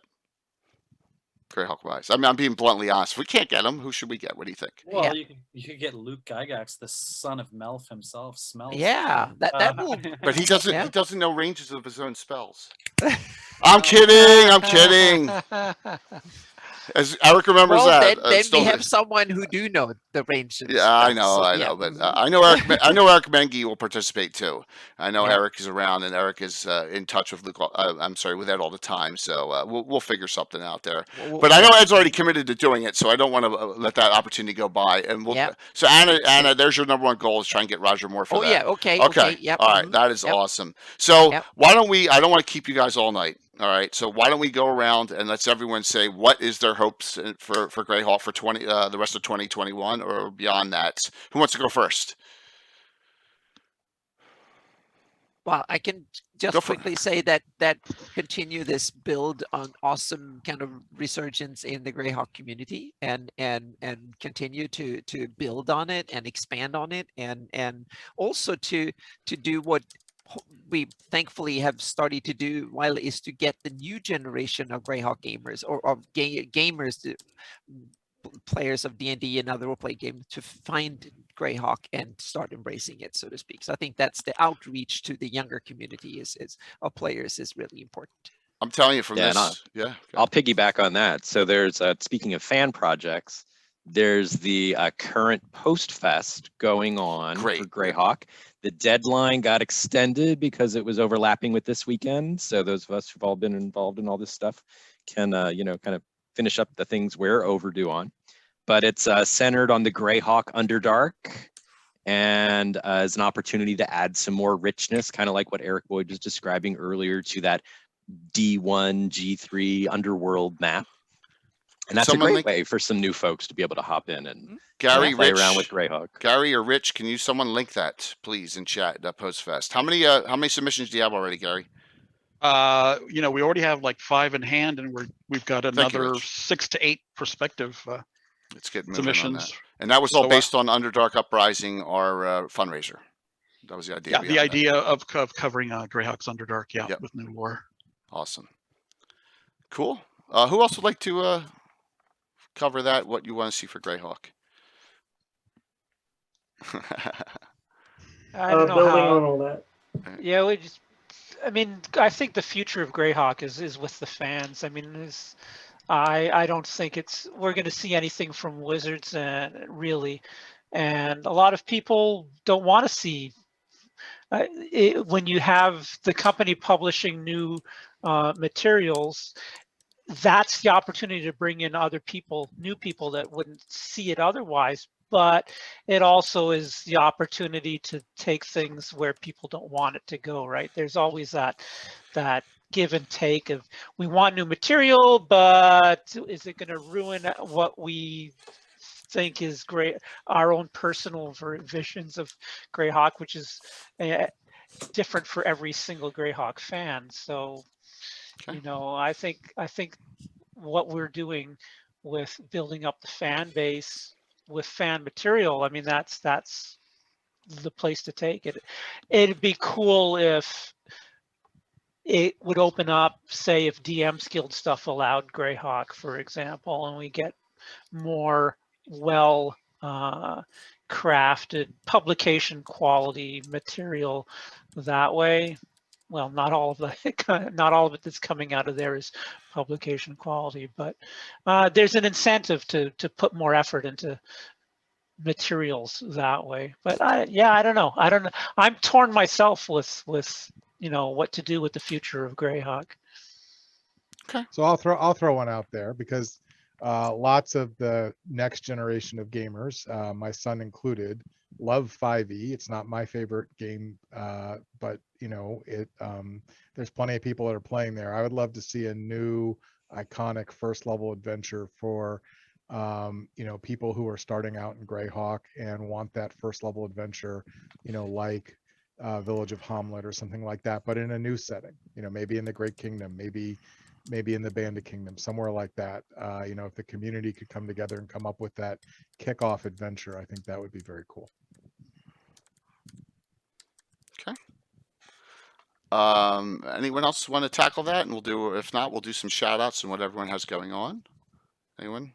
Oh, well, I've already written more Greyhawk this year than I've probably done in 12 years. So that is awesome. I'll try to do the same this year. And we've got a bunch of collaborations with other fans coming. And that's one of the things I really love to do over the years, over 30 years now, is identify other fans who really want to do this and just encourage them to put out their stuff.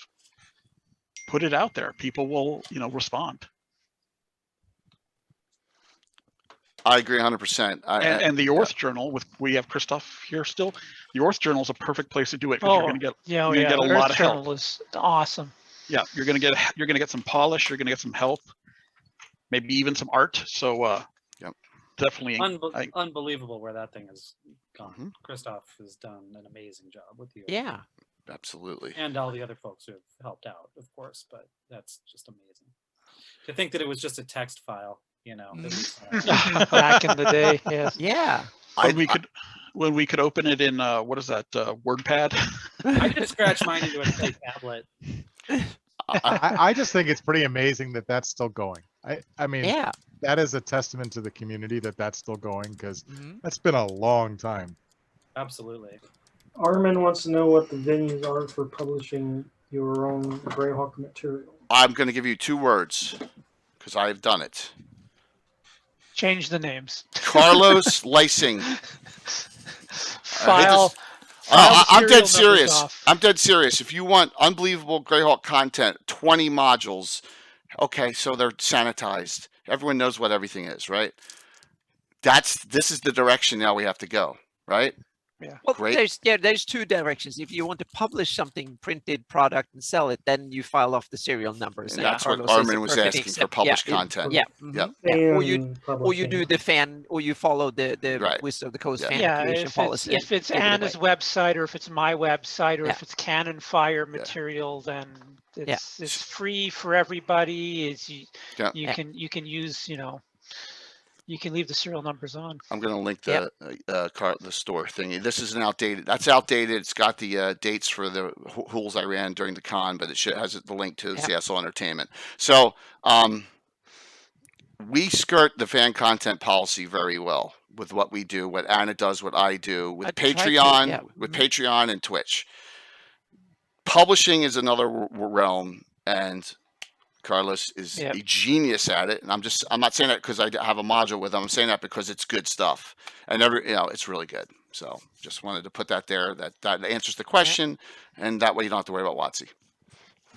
Look forward to a hardcover Smack Loonish Delights book coming. Yes. Oh, yes. That's awesome. Part 2. Smack Loonish. Yeah. No, we have not done the Canadian. We have 6 giveaways to do shortly. So let's do quickly for all of our special guests. We'll leave it to tonight. Dennis, what's going on in your world? Shout out. Oh, until my course is over, my time is is not very good. This summer, I don't know. I'm getting back to creating the new version of the City of Greyhawk map that Anna and I originally began, using one of Anna's backgrounds and my. Oh, exactly. We did some, and so that project has always been sitting around for 20 years now, and and I dusted it off a few months ago and was looking at it, and but I have the technology ready now that we can really make it shine. And there's a bunch of things on my website that I've had a dozen different pages that have been worked on for 10 years. I have to finish all of those off. The Underdark project, actually, the Dragon's Foot Underdark project, I've still got a bunch of files that I have to polish off and upload from that. So no, there's a bunch of things that are going. Yeah, and my time is up. Dennis, thank you very much. I know you got to depart. You're welcome. Yeah, thanks for inviting me down. Oh, it was our pleasure. What a wonderful show. Thank you, Dennis. We'll talk to you soon. I'll be around. Eric, what's going on? Gotta be more specific. Eric, Mr. Boyd. We'll do Mr. Boyd first there. So at the moment, I am running 2 COVID campaigns with old gaming buddies from around the globe, everyone from Australia to Canada. Been having fun writing adventures again.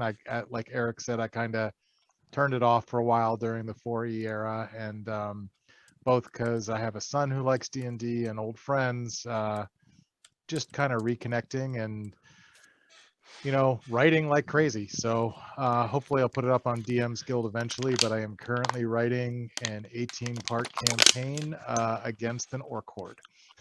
Oh my gosh. So it's been fun. I'll put it up there eventually. Very cool. Thank you. Alan, what's up? So I think my short-term project will be to enjoy sleeping in tomorrow morning. Because I took tomorrow off. I would normally be driving home from GaryCon.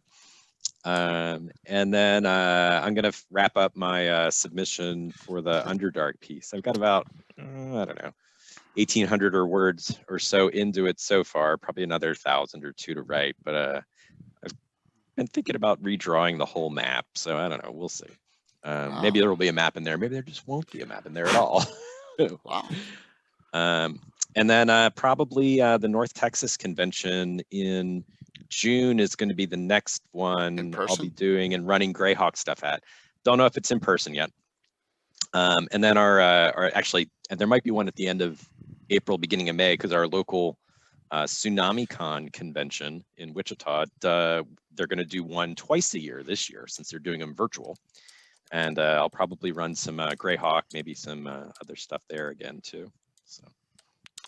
Very cool, Alan. And please let me know about North Texas, because if it's virtual, I may be able to do some stuff. I can't get there this year, but if it's virtual, I may be able to I think they're participate. planning a virtual component for sure. It's just sort of a matter of, you know, how much in person they'll really be or not by then. Okay. June feels awfully soon. It does. Yeah. It does. Yep. Absolutely. Mr. Mona. Yes. Let's see. Creatively right now, my main focus is finishing up the project that has been my obsession for a couple of years, which is the Absalom City of Lost Omens book for Pathfinder. 400-page city book. Over 400 NPC capsule NPCs. Every location has a list of characters who you might interact with in that location. 12 different districts in the city. Kind of, if you remember the old City of Greyhawk articles I was doing in Living Greyhawk Journal, this is a whole book like that, so it's pretty exciting. That's the big creative thing I'm doing. If you want to follow me on the internets, you can follow my Twitter, which I never post to because it's toxic, or you can follow me on @ErikMona at Instagram, where daily I post pictures from my occult book collection, which is this stuff back here, as opposed to my science fiction and games, which are over there. So if you want to check that out, you can do that. And then upcoming next Wednesday, I'm going to be a guest in the first of 3-week episodes of the Glass Cannon Network's new game Who Dis live play, where we'll be playing Modiphius's Star Trek Adventures game. Oh, cool. And I'm really excited about my character for that. I've been doing a rewatch of Next Generation from the beginning, so I based my entire character off of a season 1, the high quality benchmark for the show, season 1 Next Generation character inspiration for that. So check that out here on Twitch at the Glass Cannon Network on Wednesday. Awesome. Erik, thank you so very much. What a fun time this has been tonight. Yeah. Gary, you got a lot going on. I guess. Gary, everyone hated your character last night until he handed that spear over to Lady Israel, and then everyone loved your character last night, which was really a strange thing that happened in chat. It was crazy. So well, and Mike Disney was even more hateable. So did you like that twist? Did anyone see that twist coming? All right. The champion's about to be crowned, and the next champion shows up, and he's a dick. Last time I got this mad at some knights was reading a Game of Thrones book. Okay, cool. So there you go. It was great. So it's up on YouTube, by the way. Well, thank you. Yes, it was. And Mike, has trouble keeping a secret, maybe. And I was like, we're not going to tell anyone. We told Anna. Because Anna wasn't, I didn't tell anyone. Yeah, so and then we just, yeah, and no one knew that he was coming on to play. It was great. So what a fun time. But go ahead, Gary. Yeah, as Alan mentioned, as soon as this is over, starting tomorrow, we're turning our attention completely to the Underdark Greyhawk Post-Fest. And so we'll be doing a rolling edit. So if you're done before April 15th, just turn it in and we'll start editing it. We've got a guy who's going to help us with, you know him as the Grey League, Tom. He's going to help us with the spit and polish on the draft. So it'll look very professional this time. It'll be a new start, I think, for Cannon Fire in that sense, doing PDFs instead of just posting them online. And then, of course, people who have been on Cannon Fire lately know there's a whole bunch of new features there. We've got maps of all the adventures ever set in Greyhawk. We've got maps of, all the monsters that are on the setting, maps of the different cities, and maps of postcards where we basically have different fans writing sort of I love yous from different parts of the Flatness and telling you why you should set your campaign in that particular nation. So that's a nice little feature. And as usual, more writing to do. I mean, if I find the energy to do it, I will definitely give everyone the Spine Castle that I was hoping to do in the 2000s, and I will work on Iron Gate. I will work on Monmurg. I will work on Gradsel, all places that I had material for a Greyhawk Cities book, and more Kaeland stuff, I'm sure. So Isle of Dread too. The handout the other day was just a draft. I'm going to continue finishing it, and we'll polish that up and also hand that out to everybody. Awesome job on that. So note this: we've had Gary Wednesday night, the whole night, the Black Night last night, and tonight. We may not see him for a while. Yeah, I'm tired. 3 times in 1 week in major participation. So, all right, let's get these giveaways going. All right, 6 of them. So I'm going to burn through these. I need your address. If you're out of the continental U.S., please help me out. Tell me that. I'll get you gift certificates to something, so I don't have to pay crazy amounts for shipping. We're going to try and keep this continental U.S., but we have gifts for everyone. Does that sound good? And then we will close this out and raid into Gary Con Gaxmore and let them know where this raid came from, because Stefan and Luke are playing, and they were on Sunday night to promote Gary Con. First winner will be the first edition books. All right, all in reprint. Are you ready? Here we go. The winner, 2000 Caesar, a great regular. Congrats. Nice. Hail Caesar. Hail Caesar. Indeed. All right. Awesome. I just held up the seconds and I said the firsts. First edition books. That was 2000 Caesar. All right. Caesar's like, oh, thank God. Yes. the second edition books. He's on. Yes. The second edition books. John, Blue Box RPG. I know where John is, so congrats, John. I'll get him to do more first, second, and 3.5, please. I know I'm busting. So, John is the winner. Good for John. John deserves it. John did 4 streams this weekend, so just know John was as busy as anyone this weekend with it. It was wonderful. The next. Going a little Eric Mona style. Expedition to the Ruins of Greyhawk. Ooh, okay. Oh my God, that's hard to get. These this is a reprint. Please note this is a reprint, but it's still a nice hardback. All these are courtesy of Canadian Ancient Gamer, by the way, Patrick. Nice. Okay. Thank All right. you. Yep. So here we go. The winner. Rich Longitalos, but he's in Canada. Oh no, he's here. He's in the U.S. No, he lives in Canada. Yeah, he lives in Canada. But I'll work something out with you, Rich. He already has it. Pass it on. He already has. All right, Rich. Nice. That's nice, Rich. Rich, I am going to give you a $25 gift certificate to CSL Entertainment. All right? There you go. So you're going to get a Carlos gift certificate. All right? Sound fair enough? In lieu of that. Okay. Thank you for doing that. That was generous of you. Kai Brightwing. Kai's a regular winner of things, and Kai is lucky. And Kai, grats, Kai, as long as you're on, you got it. All right? Now, just to be clear, you said Gratz and not Grazit. Grazits. Oh yeah, Okay, six finger distance. You got to. One thing is, I have such a bad South Jersey Philly accent, and you can probably hear it. You don't have an accent, Jay. What are you talking about? Well, that's because you're from South Jersey too, Alan. You and I, you don't hear it. So you sound pretty normal to me. I don't see what your problem is. I mean, it's a little bit off from Central Jersey, but. That's true. I'm not from Tom's River, right? So is that all what you guys sound. Use guys. Use guys. All right, here's a big one. This is dual signed by Carlos and me. All right, Horror in the Hools.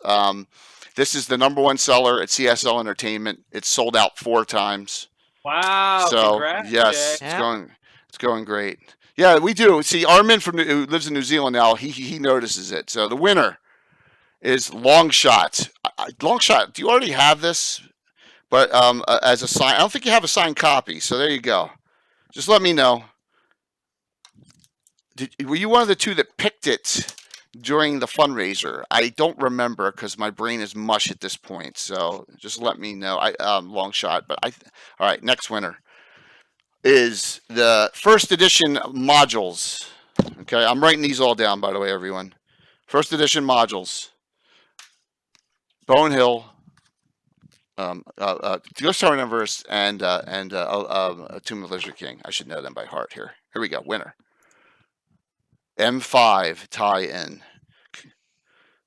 M5 tie-in. I guess that's from the Short Circuit. I know. Correct there. 1E modules.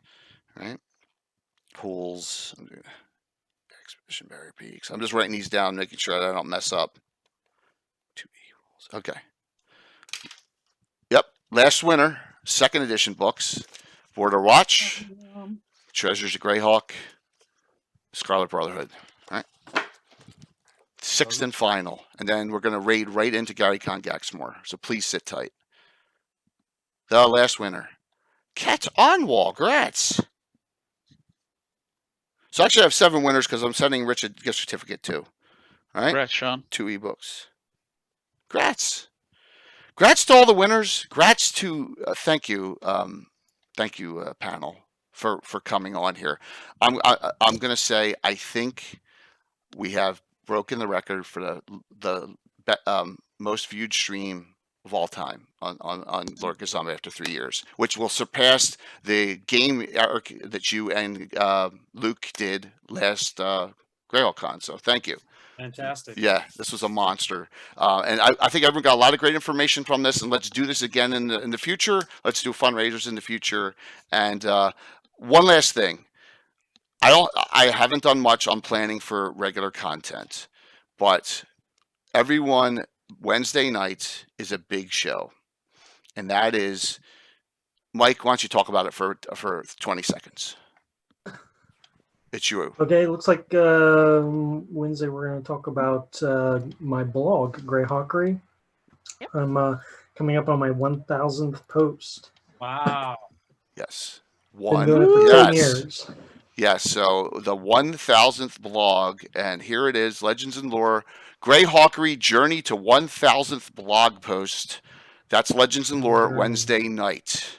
Okay? Will that one be on Micah Oba? The 1,000 posts? No.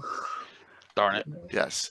1,000, and that is an achievement, an accomplishment. So if you won and I don't have your address, please whisper me your address, and I will get that to you. There you go. One person's already done that. Thank you so very much.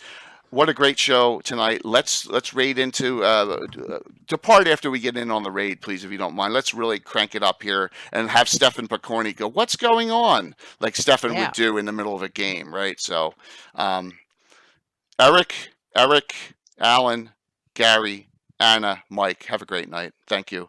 Honor. Thank you. What a great Gary Con. See you all soon. Thank you so much for having you. See you Wednesday night. Good night. Setting up the raid. Yay! Raid. Let's get the raid going and boom. Take 10 seconds here. Come on. Setting up raid. Don't crash on me now. There we go. That would be like brutal. Raid channel. Raid going up. Numbers, I would love to get over 100. Come on, let's get over 100. We're close. 95, 101, 103, 5, 4, 3, 2, 1. See you. Oh, that's awesome. Yeah. That is awesome. They're gonna. Boom, 102. Look at all those shots. And now I gotta remember to shut off streams on 2 channels. Yeah, we don't want an incident like that time we